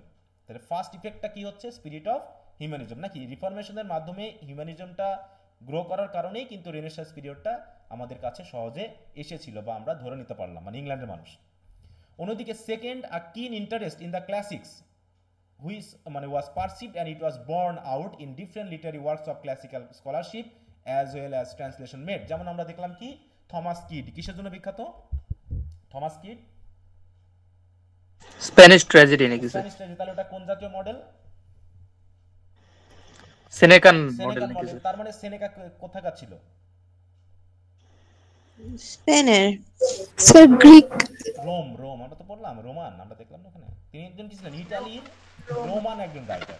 তার মানে নিশ্চয়ই উনি রোমান রাইটার ছিলেন। তার রাইটিংটাকে ইংরেজিতে ট্রান্সলেট করা হয়েছে। সেই ট্রান্সলেশনটা পড়ার পর থমাস কিড ভেবেছে যে এভাবেও তো লেখা যায়। একইভাবে দেখো এই এলিজাবেথ এই যে আমরা থমাস কিডকে পাচ্ছি, তারপর পাচ্ছি কি শেক্সপিয়ার সনেট লিখছে নাকি? শেক্সপিয়ার সনেট লিখছে না? স্যার ড্রামাও লিখছে, সনেটও লিখছে। সনেট লিখছে। তাহলে সেই সনেটটা কি শেক্সপিয়ার প্রথম লিখছে পৃথিবীতে, না এটা আবার একজন ইটালিয়ান রাইটার পেট্রাক লিখেছিলেন? স্যার পেট্রাক লিখছে। পেট্রাকের বইটা আবার ট্রান্সলেট হয়েছে ইংরেজিতে ট্রান্সলেট হওয়ার কারণে সকলে ভাবলো না তো সনেটও লেখা যায় ইংরেজি ভাষায়। এরকম করে বিভিন্ন রাইটিং, হ্যাঁ, ক্লাসিক্যাল গ্রিক অথবা মডার্ন যেটা আর কি রোমান যে লিটারারি রাইটিংগুলো যখন কি করা হলো, ট্রান্সলেট করা হলো, তখন এই যে ট্রান্সলেশন মেড, তাই না, ব্যাপক পরিমাণে ট্রান্সলেট হওয়ার কারণে মানুষের একটা বড় ধরনের আগ্রহ জেগে উঠলো এই ক্লাসিক রাইটিংগুলোর প্রতি, এবং তারা সেগুলো পড়া শুরু করলো। তার মানে কি সেকেন্ড তত্ত্বটা হচ্ছে কি keen interest in the classics. তাহলে প্রথমটা হচ্ছে স্পিরিট অফ হিউম্যানিজম, দ্বিতীয়টা হচ্ছে কি keen interest in the classics, তৃতীয়টা কি there was the widening of human imagination. আর ওই যে রিলিজিয়াস অথরিটি শেষ হওয়ার পর হিউম্যানিজম গ্রো করার কারণে এবং ক্লাসিক্স রাইটিংয়ের প্রতি মানুষের আগ্রহ বেড়ে যাওয়ার কারণে মানুষের ইমাজিনেশনটা আরও বেশি ওয়াইডেন হলো এবং ব্যাপক পরিমাণে সাহিত্যকর্ম কিন্তু রচিত হয়েছে এই রেনেসাঁস পিরিয়ডের এলিজাবেথানিজে, তাই না? এখানে সব ধরনের রাইটিং হয়েছে, এখানে ট্র্যাজেডি হয়েছে, এখানে কমেডি হয়েছে, এখানে ট্র্যাজি কমেডি হয়েছে, এখানে পলিটিক্যাল ড্রামা হয়েছে, এখানে সনেট হয়েছে, এসে হয়েছে, লিরিক হয়েছে। তার মানে বিভিন্ন ধরনের রাইটিং যে জানরা রয়েছে, লিটারেরি যে জানরা হয়েছে, ব্যাপক পরিমাণে কিন্তু এখানে লেখা হয়েছে। কারণটা কি? মানুষ ওপেন হয়ে গেছে ইমাজিনেশনের ক্ষেত্রে। মানুষ এখন নিজে ইমাজিনারি, তাই তো, তার জগৎ দিয়ে নতুন কোনো কিছু সৃষ্টি করতে পারে। তাহলে এটাও নিশ্চয়ই রেনেসাঁসের একটা ইফেক্ট। ফোর্থ হচ্ছে there was the release of tremendous epical poetry and prose romance.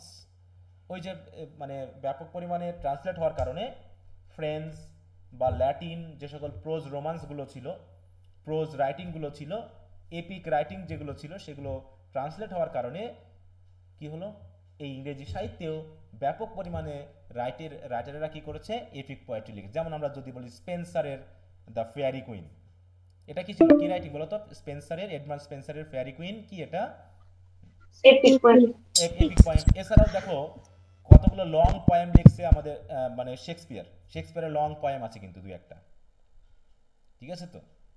তো এরকম আমরা পোয়েম, একই রাইটার সনেট লিখেছে, পোয়েম লিখেছে, ড্রামা লিখেছে, আবার ড্রামার ভিতরে সে কমেডি লিখেছে, ট্র্যাজেডি লিখেছে, ট্র্যাজি কমেডি লিখেছে, এইভাবে কিন্তু মোটামুটি তাদের রাইটিং চলছে, ঠিক আছে। Lastly a psychological probing into individuality and the individual mind gave literature, particularly dramatic literature or sonnet, a new potency and a human outlook. তার মানে কি সাইকোলজিক্যাল প্রুভিং ইনটু ইন্ডিভিজুয়ালিটি মানে কি, মানুষ ভাবতো কি, ইন্ডিভিজুয়ালিটি একটা শর্ত আছে। ইন্ডিভিজুয়ালির শর্ত হলো যে প্রত্যেকটা মানুষ একজন ইন্ডিভিজুয়াল মানে কি বলতো, স্বতন্ত্র একজন ব্যক্তি, তাই তো, আলাদা, হ্যাঁ, একজন আর একজন থেকে আলাদা। তাহলে আমি যা বলবো, তুমি যা আমার সবসময় মানবা, তা তো হতে পারে না, কারণ তুমি আলাদা, আমি আলাদা। আমার লাল রং পছন্দ, তোমার সবুজ রং পছন্দ হতেই পারে। তাহলে আমি কেন জোর করে তোমাকে লাল রং পছন্দ করাবো, আর তুমি বা আমাকে পছন্দ করে কেন সবুজ রং পছন্দ করাবা? তোমার ব্রয়লার খেতে ইচ্ছা করে, আমার দেশি মুরগি খেতে ইচ্ছা করে, বা আমার দেশি মুরগি, তোমার দেশি মুরগি বা আমার ব্রয়লার, তাই তো। কেউ খাসি, কেউ গরু, কেউ ছাগল, কেউ কেউ ডিম পছন্দ করে, কেউ হচ্ছে দেখা যাচ্ছে পছন্দ করে না। অতএব প্রত্যেকটা ব্যক্তি আলাদা আলাদা। অতএব চার্চ থেকে যখন প্রত্যেকটা ব্যক্তিকে পুরোহিতরা, প্রিস্টরা তাদের নিজের মতো করে চালাতে যাচ্ছে, তখন তো তার ইন্ডিভিজুয়ালিটি নষ্ট হচ্ছে। সে একটা জিনিস পছন্দ করতে পারে, অতএব তার ইন্ডিভিজুয়াল সেন্স রয়েছে। অতএব সে যদি পাপ করে তাহলে সে পাপের ভাগ তাকেই বহন করতে হবে। সে যদি মানে ভালো কাজ করে তাহলে ভালো কাজের আশীর্বাদ সে নিজেই বহন করবে। আলাদা করে কেন আমাকে অন্যজন এসে আমার জীবনের উপর প্রভাব বিস্তার করবে?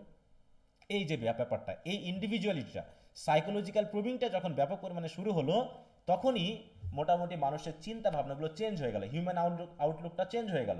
আর চেঞ্জ হওয়ার কারণে আমাদের যে ড্রামাটিক লিটারেচার রয়েছে বা সনেট রয়েছে, এখানে মানুষ তাদের চিন্তা ভাবনাগুলোকে প্রকাশ করতে শুরু করলো। যেমন আমরা অ্যাজ ইউ লাইক ইট পড়েছি মোটামুটি, তাই না, শেক্সপিয়ারের। এই যে মনে আমরা শুধু একটাই ড্রামা পড়েছি, সেটা হলো As You Like It. Third ইয়ারে তোমরা অনেকগুলো ড্রামা পাবা, এই 16 and 17 সেঞ্চুরি ড্রামা, যেটা শেক্সপিয়ার, ক্রিস্টোফার মার্লো, তাই তো, তারপরে এই ফলপনি, এই যে কমেডি অফ হিউমার যেগুলো আছে, হ্যাঁ, এই জাতীয়, তারপরে ওয়ে অফ দ্য ওয়ার্ল্ড, যেটা হচ্ছে কনগ্রিভ, হ্যাঁ, উইলিয়াম কনগ্রিভের লেখা। এই ড্রামাগুলো তোমরা থার্ড ইয়ারে পড়বা। ওইগুলো যখন পড়বা তখন বুঝতে পারবা যে কিভাবে মানুষের চিন্তা ভাবনাগুলোকে আলাদা করে প্রকাশ করা হয়েছে এবং তাদেরকে সেই স্বাধীনতা দেওয়া হয়েছে।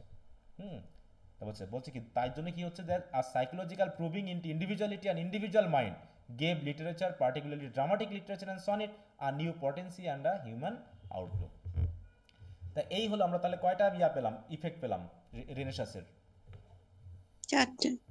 একটা হচ্ছে কি, the spirit of humanism, keen interest in the classics, widening of human imagination, release of tremendous epical poetry and prose romance, আর হচ্ছে কি লাস্টলি হচ্ছে কি, আর সাইকোলজিক্যাল প্রুভিং ইনটু ইন্ডিভিজুয়ালিটি। তাহলে টোটাল কয়টা হলো? 5টা। এখন এই 5টা কিভাবে হলো সেগুলোর আবার এখানে বিস্তারিত দেওয়া আছে। প্রথমে যদি আসি আমরা হিউম্যানিস্টিক আউটলুক, তাহলে বলছে the very first and earliest impact of renaissance was found manifested in the humanistic literature that developed in England. তাহলে ইংল্যান্ডে রেনেসাঁসের ইম্প্যাক্টটা সবচেয়ে ব্যাপকভাবে ম্যানিফেস্টেড হয়েছে কোথায়? হিউম্যানিস্টিক লিটারেচার হিসাবে ইংল্যান্ডে। দ্য ফার্স্ট ওয়ার্ক হচ্ছে দেখো, the great first work of humanism which indicated the coming of Renaissance in England was the Utopia by Thomas More. এই বইটার নাম শুনেছিলাম আমরা? জি স্যার। হ্যাঁ, দ্য ইউটোপিয়া। শর্ট নোটও তো দিছিলেন হ্যাঁ বলো। স্যার, এটা শর্ট নোটও দিছিলেন। হ্যাঁ, এটা আছে হয়তো। হ্যাঁ, তাই বলছি the emphasise the importance of individual men apart from their social rank and power. দেখো বলছে কি, এখানে বেশি গুরুত্ব দেওয়া হয়েছে কাকে? ইন্ডিভিজুয়াল মেনকে। It initiated a new outlook in which basic human virtues and social relationships were emphasised. এখানে মানুষের হিউম্যান ভার্চু বা সোশ্যাল রিলেশনশিপগুলোকে গুরুত্ব দেওয়া হয়েছে। Besides the newly roused enthusiasm for classical scholarship, এবং দ্বিতীয়টা হচ্ছে কি, ওই যে আ কিন ইন্টারেস্ট ইন ক্লাসিক্স। তাই বলছে আর newly roused enthusiasm for classical scholarship lead to a good many translations of the mighty authors of Greece and Rome. দেখো তাহলে কোন কোন লেখাগুলো ট্রান্সলেট করা হয়েছে? In this case the authors of the antiquity like Aristotle, Horace, Ovid, Petrarch, Virgil, Machiavelli and others were in great demand. যেমন আমরা ওই যে জন কিটসের একটা কবিতা পড়েছিলাম, my first looking at Chapman's Homer, তাই তো? জি স্যার। চ্যাপম্যান তিনি এই সময়ের একজন, তিনি কি করেছেন, ওই যে হোমারের বই তিনি ট্রান্সলেট করেছেন। বলছে and their works were translated and eagerly read, যেমন Ovid's romances, Petrarch's sonnet, Virgil's epic, Machiavelli prince, এরকমভাবে আরও the romance of the Italian masters were greatly inspiring for literary men of England and instrumental to the Renaissance in English literature. আর ওইগুলো কি করেছে? আমাদের ইংল্যান্ডের যে ইংলিশ লিটারেচার, এগুলোকে হেল্প করেছে আর কি উন্নয়নের ক্ষেত্রে। এছাড়া গেল এটা 2 নম্বর। এবার 3 নম্বর হচ্ছে কি, ওয়াইডেনিং অফ হিউম্যান ইমাজিনেশন। বলছে again the immense widening of human imagination was witnessed in all branches of literature, and the keen interest in the classics which was perceived during this period immensely developed both the language and literature of the English people. The influence of the Renaissance brought so many types of literary composition, and the introduction of sonnets and other lyrical poems was found. তাহলে এই বিভিন্ন translation পড়ার কারণে এবং renaissance দ্বারা প্রভাবিত হওয়ার কারণে বিভিন্ন ধরনের লিটারারি কম্পোজিশন হয়েছে, যেমন সনেট থেকে শুরু করে লিরিক পোয়েম থেকে শুরু করে বিভিন্ন ধরনের। Besides Renaissance brought innovation to English drama, আর এই সময়ে ব্যাপক পরিমাণে ইংলিশ ড্রামা রচিত হয়েছে, and influence non fictional critical prose work, যেমন ফ্রান্সিস বেকনের, তাই না, in the 16th century as revealed in the work of Bacon, Sidney and others. এদের লেখাতে আমরা নন ফিকশনাল ক্রিটিক্যাল প্রোজ ওয়ার্কগুলো পেয়েছি। তাহলে আমরা এখানে সনেট পাচ্ছি, এখানে আমরা লিরিক পাচ্ছি, ড্রামা পাচ্ছি, নন ফিকশনাল প্রোজ পাচ্ছি। কিসের কারণে সম্ভব হয়েছে? ওয়াইডেনিং অফ হিউম্যান ইমাজিনেশনের কারণে। এছাড়া কি হচ্ছে? Through the impact of renaissance was equally important হবে এখানে, আসলে এখানে একটা বাদ পড়ে গেছে। In all spheres of English literature it was in the spheres of English poetry that the impact was first কিনলি পারসিভড। তাহলে রেনেসাঁসের প্রভাবটা প্রথমে আসে হচ্ছে পোয়েট্রির মাধ্যমে, আগে ড্রামার মাধ্যমে আসেনি, আগে এসেছে পোয়েট্রির মাধ্যমে। এক্ষেত্রে in poetry Sir Thomas Wyatt and the Earl of Surrey, এদের নাম আমরা নিশ্চয় পেয়েছিলাম। এরা কি করেছিল? Are regarded as the pioneer poets who showed the immense influence of Renaissance in their work. তাহলে থমাস ওয়েট বা আর্ল অফ সারে এরা কি করেছিল? এরা ওই যে ইটালিয়ান মাস্টার পেট্রাকে সনেটগুলোকে ট্রান্সলেট করে ইংল্যান্ডে নিয়ে এসেছিল, তার মাধ্যম দিয়ে কিন্তু লিরিক বা সনেটের প্রভাব এখানে চলে আসে। The new literary form named sonnet was imported by Wyatt from Italy and he followed the great Italian master Petrarch. Then on sonnet writing became the fashion of the day, and beside it the age produced eminent sonneteers like the Earl of Surrey, Sidney, Spenser, Shakespeare and so on. এদেরকে অনুসরণ করে পরবর্তীতে অনেকেই কি করেছে? Sonnet লিখেছে। তাহলে sonnet introduce করলো কে এখানে? বলো তো ইংল্যান্ডে? স্যার আর্ল অফ সারে। না, উনি তো পড়েছে wait. The new literary form named sonnet was imported by Waite from Italy and he followed the Italian master Petrarch, এবং তার পরবর্তীতে লিখেছে হচ্ছে কে? দেখো, আর্ল অফ সারে, সিডনি, স্পেন্সার, শেক্সপিয়ার, এরা কিন্তু পরবর্তীতে সনেট লিখেছে। বলছে however সারে and Shakespeare produce different forms of sonnet than the Petrarchan model। আসলে এখানে একটু মিস্টেক হয়েছে, এখানে সারে হবে না, হবে হচ্ছে স্পেন্সার। এডভান্স স্পেন্সার এবং শেক্সপিয়ার একটু ভিন্ন ধরনের সনেট মিললে তারা লেখার চেষ্টা করেছে। ঠিক আছে? তারপর হচ্ছে Sidney's Astrophel and Stella is one of the first sonnet sequence in English literature. তাহলে সিডনির অ্যাস্ট্রোফেল অ্যান্ড স্টেলা কার লেখা এটা? দেখো এগুলো কিন্তু ব্রিফে আছে আর কি। হ্যাঁ, তারপর দেখো শেক্সপিয়ার কয়টা সনেট লিখছে? দেখো Shakespeare 154 sonnet in his sonnet sequence না। এছাড়াও ইভেন আর্ল অফ সারে introduce the blank verse in English poetry. Blank verse কি জিনিস বলো তো? What is blank verse? Sir কোনো ভার্স ফলো করা হয় না, যেখানে কোনো না ভার্স ফলো না, রাইম স্কিম থাকবে না, তাই তো? জি স্যার এটাই। Verse is that in which the verses will have no rhyme scheme. The influence of Renaissance was no less noted in other lyrical works and epical poems. হচ্ছে এরকম influence মানে not less noted, মানে কম দেখা যায়নি, বরং শুধু ড্রামাতেই না, শুধু পোয়েট্রিতে না, বরং অন্যান্য আরও এপিক পোয়েট্রি, লিরিক্যাল পোয়েট্রি সব জায়গাতেই এই রেনেসাঁসের প্রভাবটা দেখা গেছে। বিশেষ করে দেখো, for example in Spencer the fairy queen epic poetry was a great triumph of the influence of the Renaissance. তারপর হচ্ছে কি the most potential influence of the Renaissance was witness in the sphere of drama. বিশেষ করে ড্রামাতে প্রভাব বেশি হয়েছে না। It brought innovation to English drama which was potential মানে শক্তিশালী। সরি বলো। হ্যাঁ, মানে এখানে পটেনশিয়ালের মিনিংটা কি স্যার শক্তিশালী দিব নাকি? পটেনশিয়াল মানে শক্তিশালী না, সম্ভাব্য। স্যার প্রধান। হ্যাঁ, তাই তো। পটেনশিয়াল মানে কি? সম্ভাব্য এবং প্রধান, এরকম আর কি। ঠিক আছে? তো potential influence, the most potential influence, মানে যেখানে পটেনশিয়ালিটি বলতে আমরা কি বুঝি? সম্ভাব্য না মানে কি? সম্ভাবনা বলি নাকি, যেটাতে ভবিষ্যৎ ভালো হওয়ার একটা ব্যাপার রয়েছে, এরকম আর কি। তাই বলছে brought innovation to English drama which was formally concentrated mainly on mystery, miracle and morality play. তাহলে ড্রামা প্রধানত এর পূর্বে মিস্ট্রি প্লে, মিরাকেল প্লে বা মোরালিটি প্লে হিসেবে ছিল, that were religious and moral in nature. But under the influence of the classical masters regular tragedies, comedies and historical plays came. For example, following the model of Seneca, the first English tragedy Gorboduc and Ferex Porrex was produced by Thomas Sackville and Thomas Norton. এছাড়াও কি দেখো, it was followed by some plays, দেখো some other plays of the same type which paved the way for glorious march of the great romantic tragedies of Kyd, Marlowe and Shakespeare. তাহলে সেনেকাই হচ্ছে ট্র্যাজেডির, English ট্র্যাজেডির বলবো কি মানে source. সেই source থেকে নিয়ে এই যে ফার্স্ট ইংলিশ ট্র্যাজেডির নাম কি জানো? খেয়াল রাখো এটা স্যার গর্ভডক অথবা ফেলিক্স অর পোরেক্স নাকি, যেটা লিখেছে কি থমাস স্যাকভিল এন্ড থমাস নর্টন। এছাড়াও কিড লিখেছে কি স্প্যানিশ ট্র্যাজেডি। এর বলছে in the sphere of comedy. তাহলে দেখো ড্রামা, আমরা মেইনলি এখানে আলোচনা করছি ইংরেজি সাহিত্যের উপরে রেনেসাঁসের প্রভাবটা কেমন ছিল। তাহলে প্রথমে আমরা দেখলাম যে কি কি কারণে প্রভাবটা এসেছে, তারপর দেখলাম প্রত্যেকটা লিটারেরি স্পেয়ারে রেনেসাঁসের প্রভাব আছে কিনা। প্রথমে আমরা দেখলাম পোয়েট্রির উপরে প্রভাব, তারপরে দেখলাম ড্রামার উপরে, নাকি? এখন ড্রামা বলতে কি শুধু ড্রামাকে বুঝবো, নাকি ড্রামার যে ভাগগুলো আছে সেগুলো বলতে হবে? স্যার ভাগগুলো। ড্রামার ভাগের মধ্যে প্রথমটা ছিল কি? ট্র্যাজেডি, তাই তো? তারপর আসলে কি? কমেডি, তারপর হলো হিস্ট্রিক্যাল প্লে। তাহলে প্রথমে আমরা ট্র্যাজেডির কথা বললাম, এরপর আমরা চলে যাচ্ছি কমেডির কথা। দেখো, in the sphere of comedy the influence of the Italian masters like Terence and Plautus was distinctly perceived in the earliest English comedies like Ralph Royster Doyster। অথবা তাহলে হচ্ছে প্রথম ইংলিশ কমেডির নাম কি?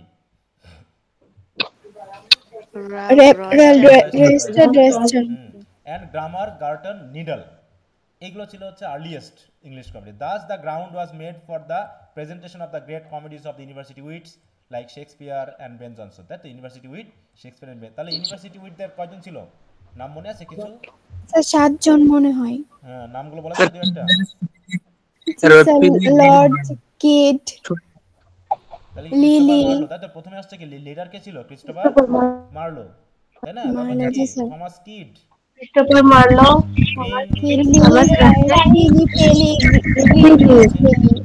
নামগুলো একটু খেয়াল রেখো। তাহলে শর্ট কোশ্চেনে যদি এখন কোশ্চেন আসে, যেহেতু ব্রড কোশ্চেনে গতবার এসে গেছে এটা। The coming of the Histrian chronicle plays was also a distinct feature, and the types of plays which achieved this perfection in the hands of Marlowe and Shakespeare. For instance, Shakespeare used Roman materials in his historical plays like Julius Caesar, Antonio Cleopatra।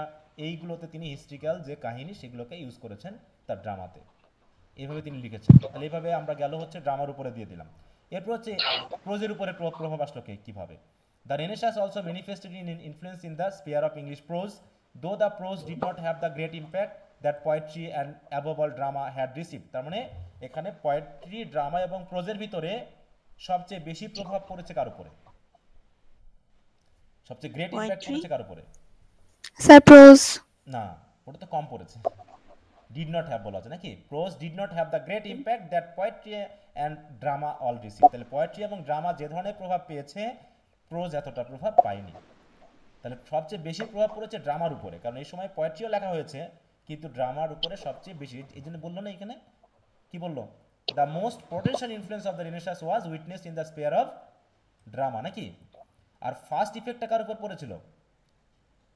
First impact পড়েছিল পোয়েট্রির উপরে।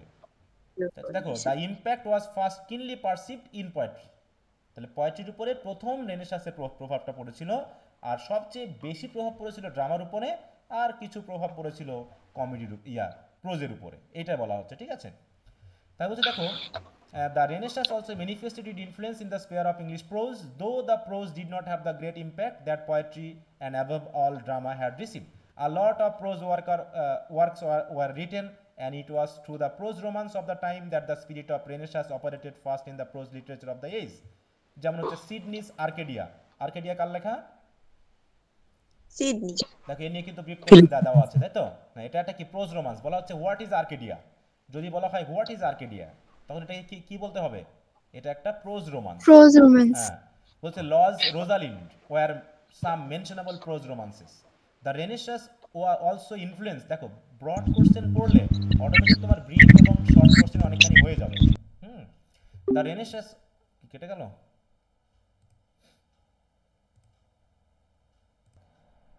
আচ্ছা, সবাই শুনতে পাচ্ছ? জি sir. জি sir. আচ্ছা, তারপরে দেখো, the Renaissance also influenced non fictional critical prose work, যেটা আমরা পেলাম, and the most important prose writers were Erasmus of Rotterdam, Sir Thomas More. এখানে স্যারটা আলাদা হয়ে গেছে, হ্যাঁ, স্যার থমাস মুর হবে, ফ্রান্সিস বেকন অ্যান্ড আদার্স।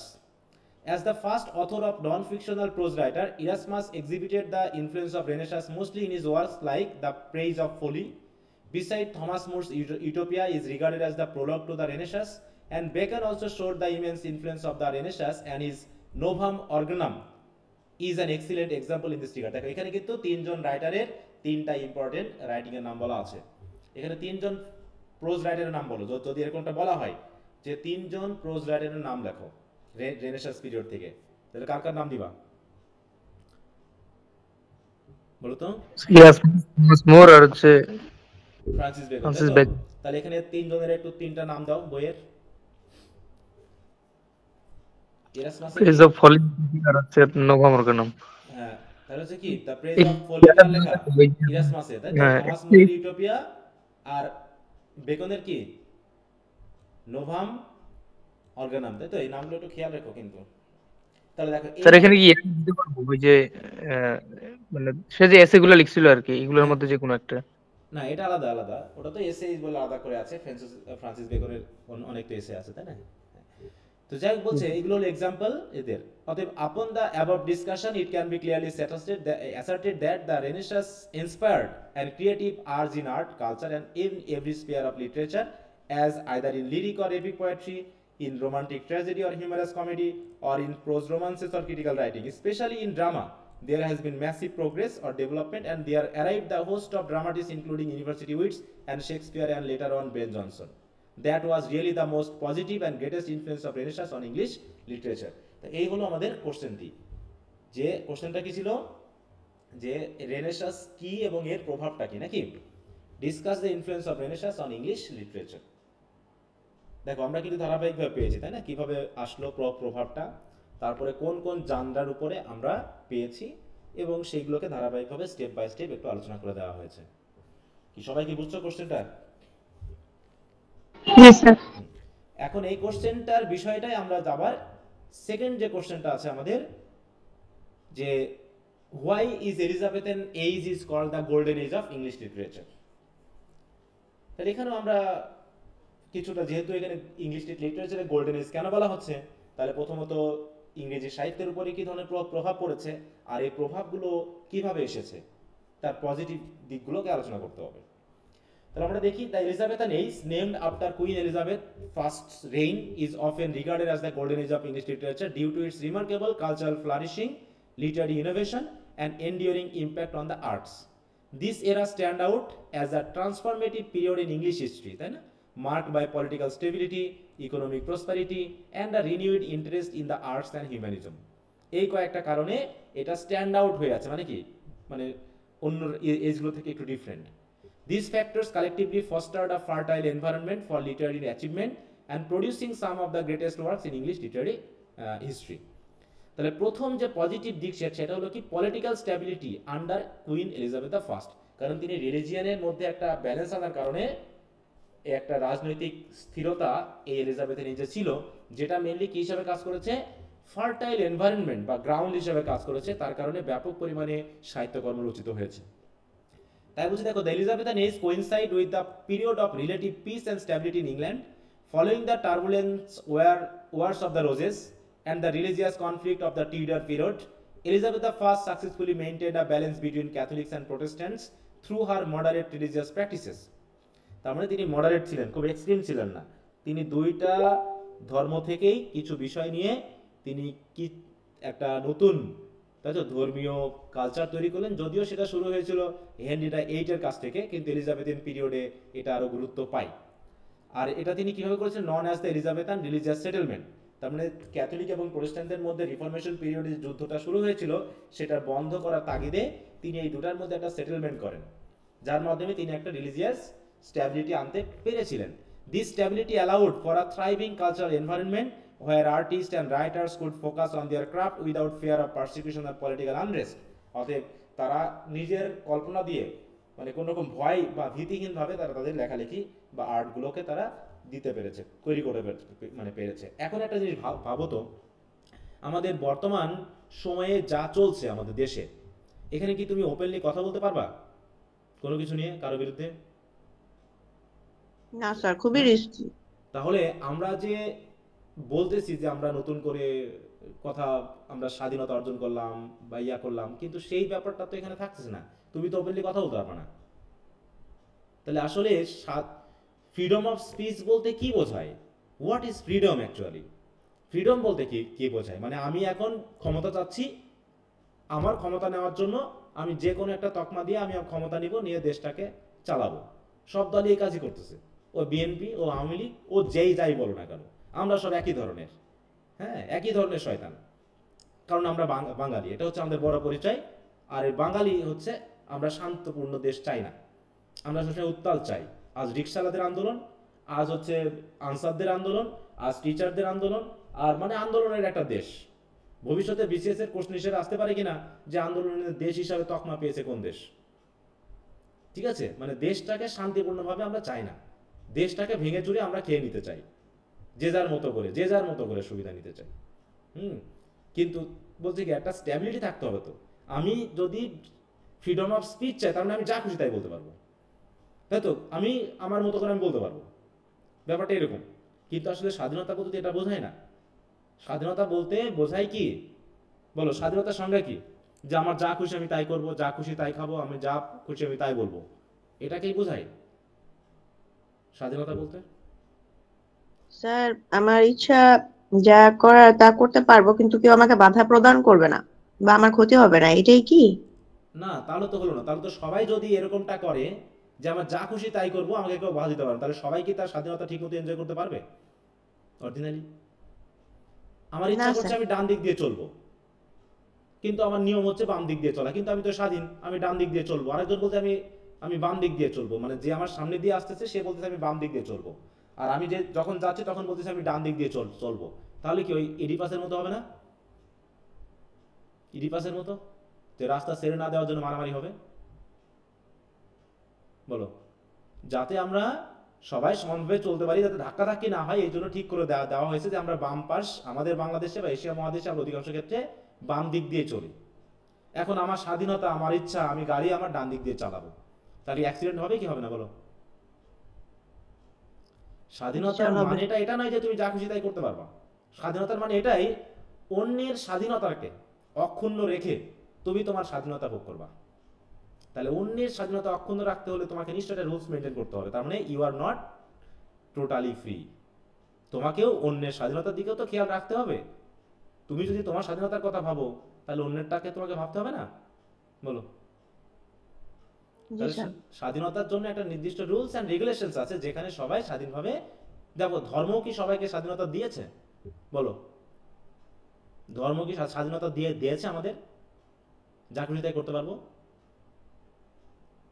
বলো, দিয়েছে কি? দিয়েছে নাকি তিনিও স্বর্গ নরক ঠিক করে রাখছেন? স্বর্গ নরক কি ঠিক করে রাখেনি?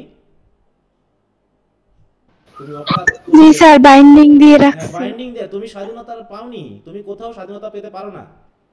কোনো পশু পাখি স্বাধীনতা ফিল করে না, কেউই স্বাধীন না পৃথিবীতে। কারণ সবাইকে একটা নির্দিষ্ট কোড অ্যান্ড কন্ডাক্ট মেনে স্বাধীনভাবেই চলতে হয়। এই স্বাধীনতা মানে নিরঙ্কুশ স্বাধীনতা নয়। কিন্তু আমরা বাঙালিরা তাই মনে করছে যে আমার যা খুশি আমি তাই বলতে পারবো, কিন্তু অলরেডি কনফ্লিক্ট তৈরি হয়ে যাচ্ছে। যখন সবাই স্বাধীনতা বোধ করবে এবং যা খুশি তাই বলবে, তখন সেখানে কোনো অরিজিনাল স্বাধীনতা থাকতেই পারে না, সেখানে কোনো স্ট্যাবিলিটি থাকতেই পারে না। ক্যাথলিকরা বলবে আমার ধর্ম মানতে হবে, প্রোটেস্ট্যান্টরা বলতেছে আমার ধর্ম মানতে হবে। তা যা হয়েছে এলিজাবেথান এজ পূর্ববর্তী তা আমরা জানি, এমনকি পিরিটান এজে যা হয়েছে সেটাও জানি, যে আগুন দিয়ে পুড়িয়ে মারা হয়েছে। ক্যাথলিকরা প্রোটেস্ট্যান্টরা ক্যাথলিকদের মধ্যে মারছে। হ্যাঁ, গান পাউডার প্লট করা হয়েছে। ক্যাথলিকরা প্রোটেস্ট্যান্টদের পার্লামেন্ট সহ উড়িয়ে দেওয়ার জন্য তারা গান পাউডার প্লট করেছে। এগুলো কি ধর্মের ব্যাপার? তাহলে এরা কি আসলে ধর্মকে ধর্ম দিয়ে ভাবতেছে না রাজনীতি দিয়ে ভাবতেছে? বলো, আমার দেশে কি তাই হচ্ছে? আমার দেশে কি তাই হচ্ছে না? বলো, দলে দলে দলে দলে হুজুরেরা আন্দোলন করতেছে রাস্তায় লাঠি সোটা মেরে। এরা কি ওই ক্যাথলিক প্রোটেস্ট্যান্টদের মধ্যে হচ্ছে না তারা? বলো, এটা কি ধর্ম বলে কি শান্তি, তাই তো? ধর্ম বলে কি নীরবতা, ধর্ম বলে কি একটু ছাপিয়ে আগাও। আর আমরা তো এক্সট্রিম লাঠি সোটা নিয়ে বার হচ্ছি। লাঠি সোটা নিয়ে বার হচ্ছি। হ্যাঁ, আর কথায় কথায় প্রত্যেকের আন্দোলনের স্লোগান কি? আরো দিয়ে, মানে আগেও দিয়েছে রক্ত, আরো দেব রক্ত। রক্ত যেন বাঙালির একটু বেশি হয়ে গেছে। হ্যাঁ, এইভাবেই ওই তৎকালীন সময় চলেছে, যার ইফেক্টটা আমরা এখন পাচ্ছি। ইংল্যান্ডেও ঠিক একই ধরনের চিত্র ওই সময় ছিল। তার এখন উন্নত হয়ে গেছে, তার এখন বুঝে গেছে বিষয়টা, যে এইরকম করে পারে আমরা নিজেরা স্বাধীনতা ভোগ করতে পারবো না। অতএব স্বাধীনতার জন্য একটা মিডিল পন্থা অবলম্বন করতে হবে। এক্সট্রিম পন্থায় গেলে সমস্যা। আওয়ামী লীগ এসে বিএনপিকে বাতিল করে, বিএনপি এসে আওয়ামী লীগকে বাতিল করে। এইভাবে বাতিলের মধ্য দিয়ে আমরা সবাইকে বাতিল করতেছি। যেমন আমরা প্রত্যেকেই তার বিপরীত ধর্মকে বাতিল করি। আমি খ্রিস্টান, অতএব আমার কাছে অন্য ধর্ম বাতিল।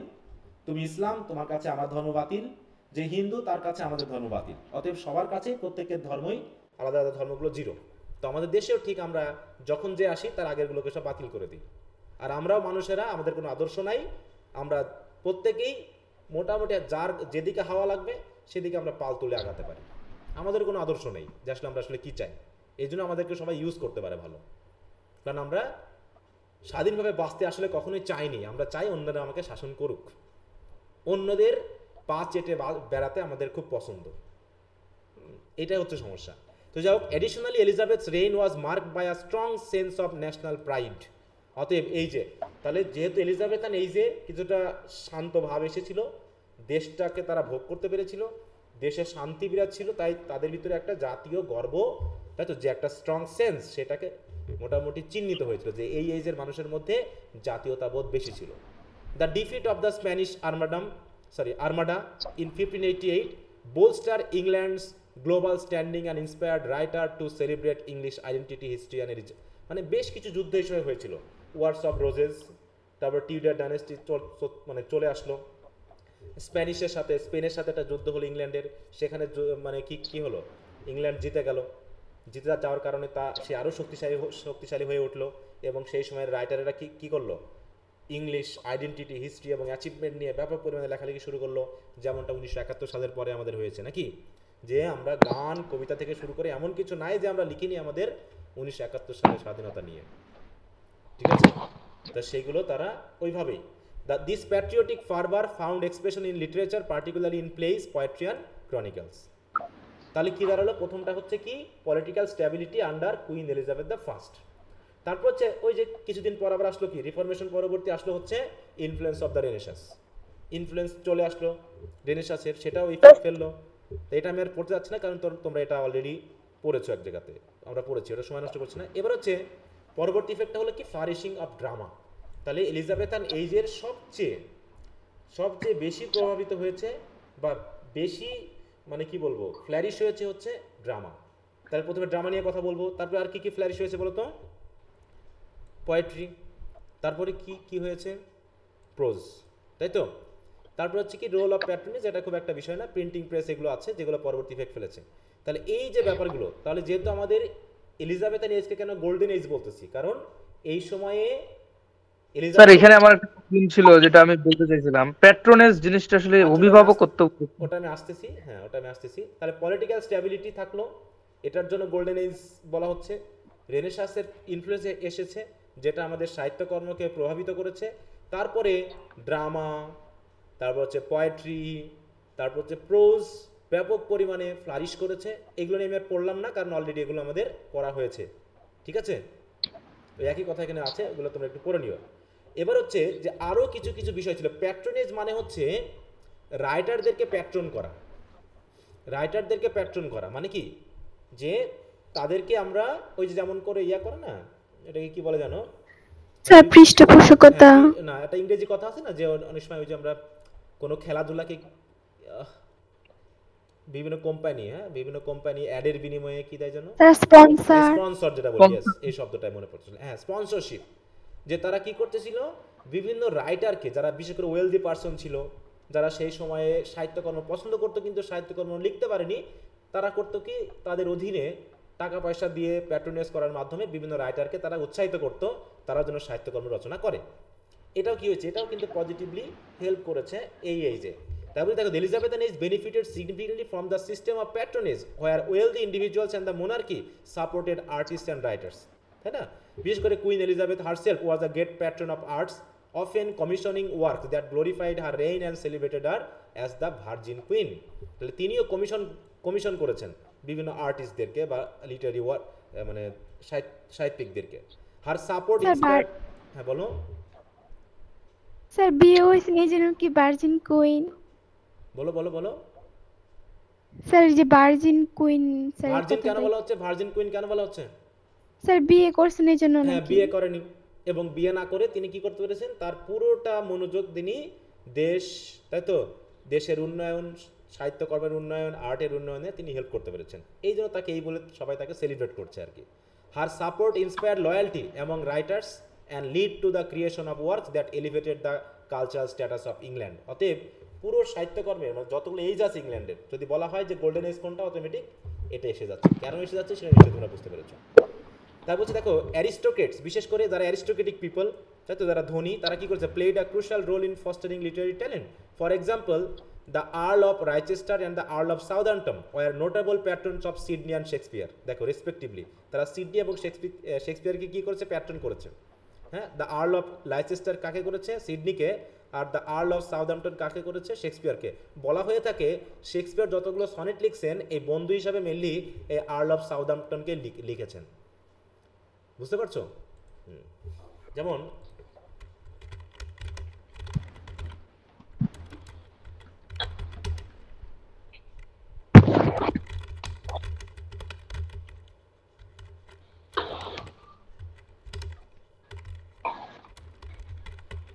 কিনা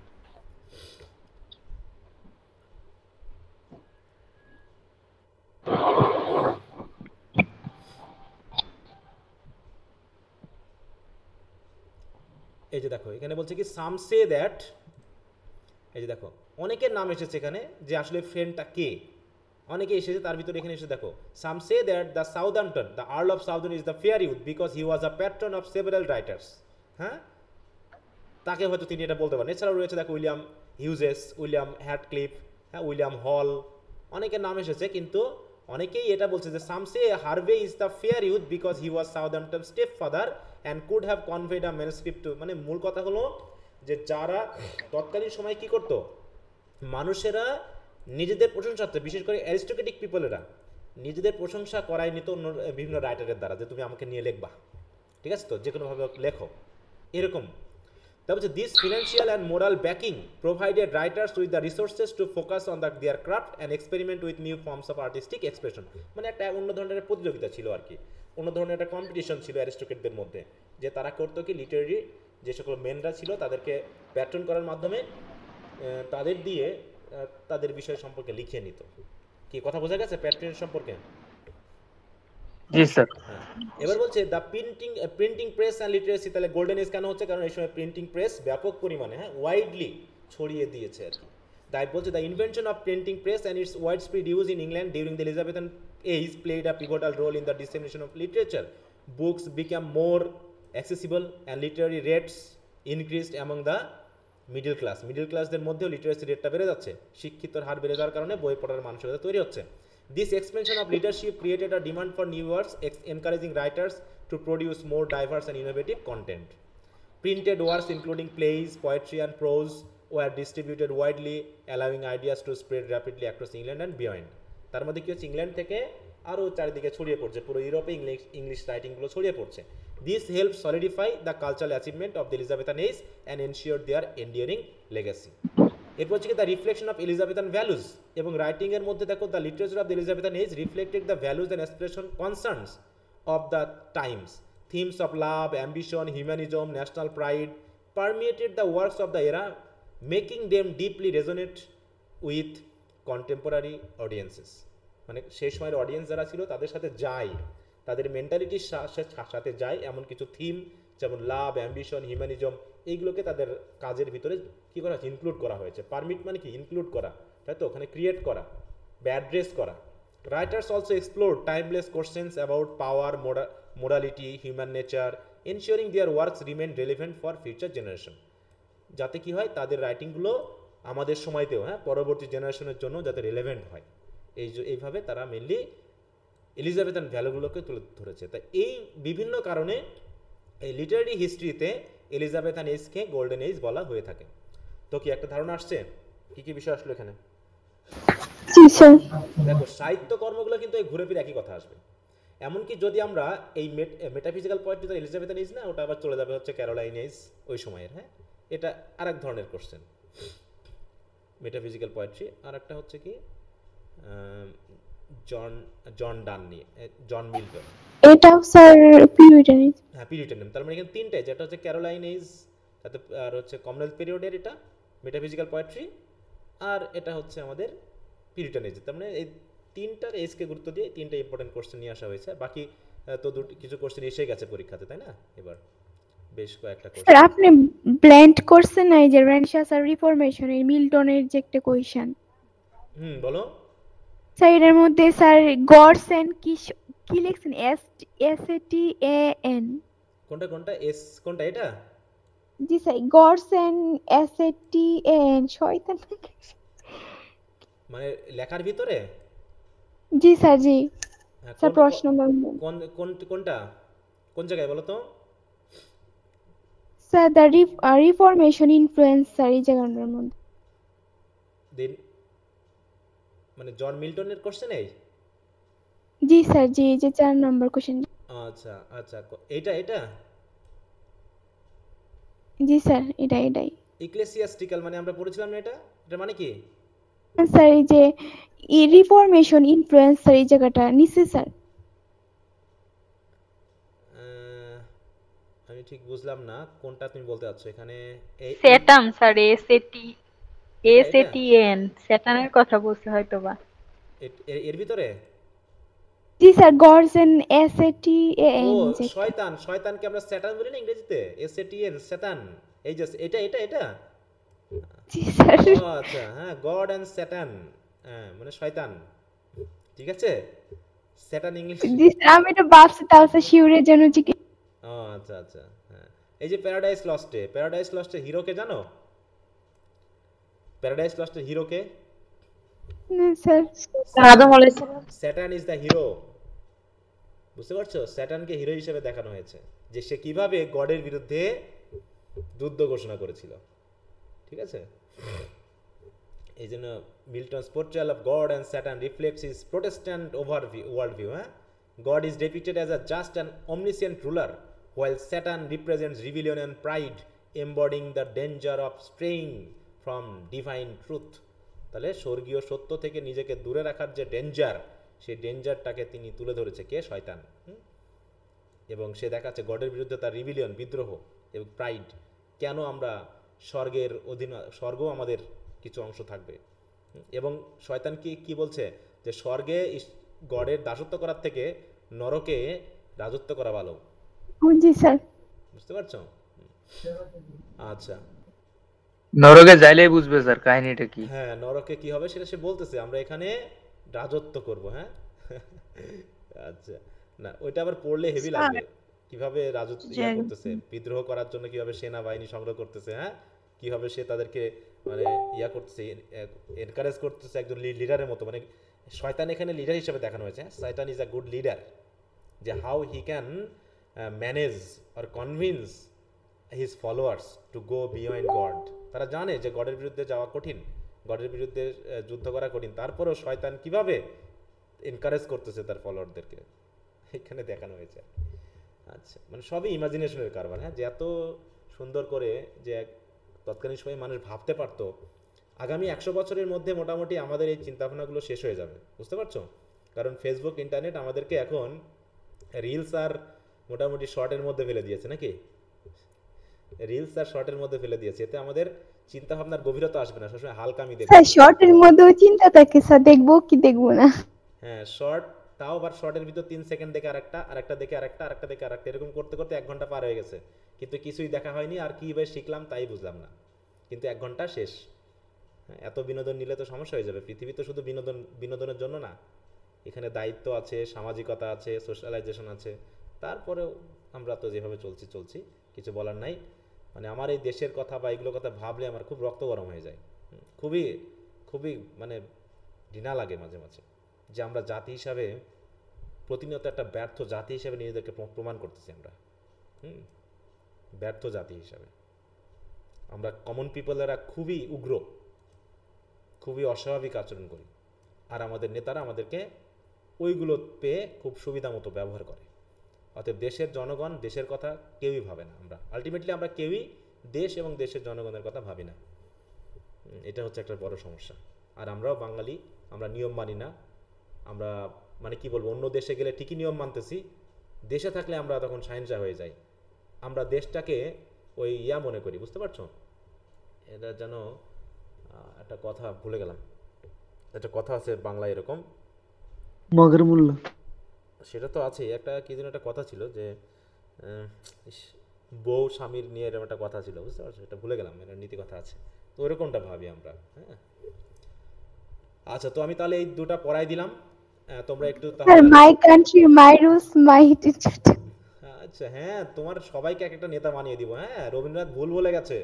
এই ভুল তত্ত্বটা আমরা এখনো বহন করছি যে আমরা কি সবাই রাজা। হ্যাঁ, আমাদের রাজার রাজত্বে সবাই রাজা হলে কি দেশ চলে বলো? জি একটা না দেশে স্যার। একটাই রাজা থাকে। যখন সবাই রাজা হতে যায় না, তখন দেশ এমনি এই যে মগের মুলুক হয়ে যায়। হ্যাঁ, তখন যা হবার তাই হয়। তো এখন ওইরকম হয়ে গেছে, সবাই রাজা, আমরা সবাই যা খুশি তাই করতেছি। হ্যাঁ, আগে বিএনপিরা আমাদেরকে মানে ইয়া করতো, ছিনতাই করতো, বা হচ্ছে কি যেন বলে ওইগুলোকে, চাঁদাবাজি করতো। তারপরে আওয়ামী লীগরা করছো, এখন সমন্বয়কেরা করে। কথা বুঝতে পারছো? আমার এক ভাই সেদিন বলতেছে, একজন কল দিয়ে এক সমন্বয়ক 20,000 টাকা চেয়েছে, তারা নাকি সভা করবে, মিটিং করবে, এই জন্য তারা 20,000 টাকা চাঁদা লাগবে। বুঝতে পারছো? হ্যাঁ, আর আমাদের কলেজে তো আমরা দেখতেছি যারা সমন্বয়কের দায়িত্ব পালন করতেছে তারা তো এখন অতিমাত্রায় উগ্র। আমরা তো সব কিছু দেখতেছি, তারা অতিমাত্রায় উগ্র। সেই একই ঘটনা চলতেছে, একই ঘটনা দেখতেছি আমরা, একই ঘটনার রিপিটেশন দেখতেছি। ঠিক আছে? তো ওই নতুন কি বলে একটা কথা আছে না, নতুন নতুন বোতলে পুরনো মদ, এটা কথা আছে না, এরকম শুনছো কখনো? ওই নতুন বোতলে পুরনো মদ খাচ্ছি আমরা। আমরা বাঙালি একই কথা দিকের, এরা হচ্ছে ছাত্রলীগের স্যার মানে কপি না, ওরাই জাস্ট মানে কি বলবো, বললাম না আমাদের আদর্শ কোনো মানে কে কোন আদর্শে চলে তার কোনো ঠিক নাই। জাস্ট আমরা নিজেদের মতো করে যে যেমন ক্ষমতা পাচ্ছি সে তেমনি ব্যবহার করছি। মানে আমি আচরণের কোনো পরিবর্তন দেখলাম না, মানে একটা অবস্থানের কোনো পরিবর্তন হলো না। সেই একই জায়গাতে আমরা আছি, কারণ আমরা বাঙালি, আমরাই তো আমরা দেশকে চালাচ্ছি, অন্য জায়গা থেকে তো আনিনি। অতএব আমাদের বৈশিষ্ট্যটা এরকমই। তো নতুন নতুন রূপ দেখা যাচ্ছে। না, আমরা খুবই হতাশ আসলে। এটা এইভাবে দেশ চলতে পারে না। এইভাবে দেশ চললে তো মানে আমরা জাতি হিসাবে একটা ব্যর্থ জাতিতে রূপান্তরিত হবে একসময়, খুব শীঘ্রই আমরা মানে কি বলবো, এখান থেকে আমরা তো সহজে বাড়াতে পারতেছি না। স্যার আমরা তো বেশি আবেগ, আমরাই ফল্ট করব স্যার। মানে আমরা থাকার বলবো না, বলতে আমার মানে নিজেই মুখে এমন এমন কথা আসতেছে যেগুলো আমার নিজেরই ব্যক্তিত্বের ব্যাপার হয়ে যাচ্ছে, বুঝতে পারছো? স্যার আলটিমেটলি যারা স্যাক্রিফাইস করলো ওদেরই আসলে কিছু হইল না। পাগলামি করছে, ওরা একদম বোকামি করছে। আমি তো সেই সময় একটা মানে অনেককে বলেছিলাম যে জাস্ট একটু এটা একটা পাগলামি এবং এগুলোকে ইউজ করা হচ্ছে, এটাকে জাস্ট ইউজ করা হচ্ছে, এখানে এর দ্বারা কোনো উপকার হবে না। এটা তো আমি তোমাদের সাথে বলেছি, আমি তো আগেও বলেছি যে এদের এটা পুরোটাই কল্পনা, মানে পরিকল্পনা করা। স্যার ওদেরকে শুধু ইউজই করা হয়েছে। পুরো ইউজ করা হয়েছে এবং পুরো আশাবাদী হওয়ার, আমি তো তোমাদের পড়াতে তখনই বলেছি যেখানে আশাবাদী স্যার দেশ যেরকম এরকমই আছে। তো যাই হোক, একটু ভাবো, দেশ নিয়ে ভাবো, কারণ দেশেই তো আছি। এটা ভাবলে মাঝে মাঝে অবাক হয়ে যায় যে এত পড়াশোনা করতেছি আমরা, এতই আছে, এ দিয়ে যদি একটা শান্তিপূর্ণ জীবনযাপন করতে না পারি তাহলে এটা তো হয় না। আর এর থেকে আমি মুক্তির কোনো মানে কোনো ইয়া দেখতেছি না, মানে এখানে কোনো সূত্র নেই। যে সূত্রে আমরা ফেলবো সেই সূত্রেই ভুল হবে অঙ্ক। মানে আমাদের যে অঙ্ক, এই অঙ্ক আমরা মেলাতে পারবো না, এ সম্ভব নয় অঙ্ক মেলানোর, কোনো সূত্রেই কাজ দিবে না এখানে। তো যাই হোক, অনেক কথা বললাম, সময় নষ্ট করাবো না। তাই এই দুটো পড়াই দিলাম, বাকি দুটো তোমরা পড়ে ফেলবো আগামী দিন, ঠিক আছে? এর শর্ট কোশ্চেনগুলো সহ কিন্তু। জি স্যার। শর্ট কোশ্চেনগুলো কারণ একই ধরনের। ব্রড কোশ্চেন যেমন এই যে মেটাফিজিক্যাল, এটাও শর্ট আছে, ব্রডেও আছে। অতএব একবার ব্রড কোশ্চেনগুলো তুমি শর্টে পড়ো, দেখবা যেগুলো অলরেডি পড়া হয়ে গেছে, ঘুরে ফিরে একই কথা। আচ্ছা, তেমনি আর কার কোনো কথা আছে?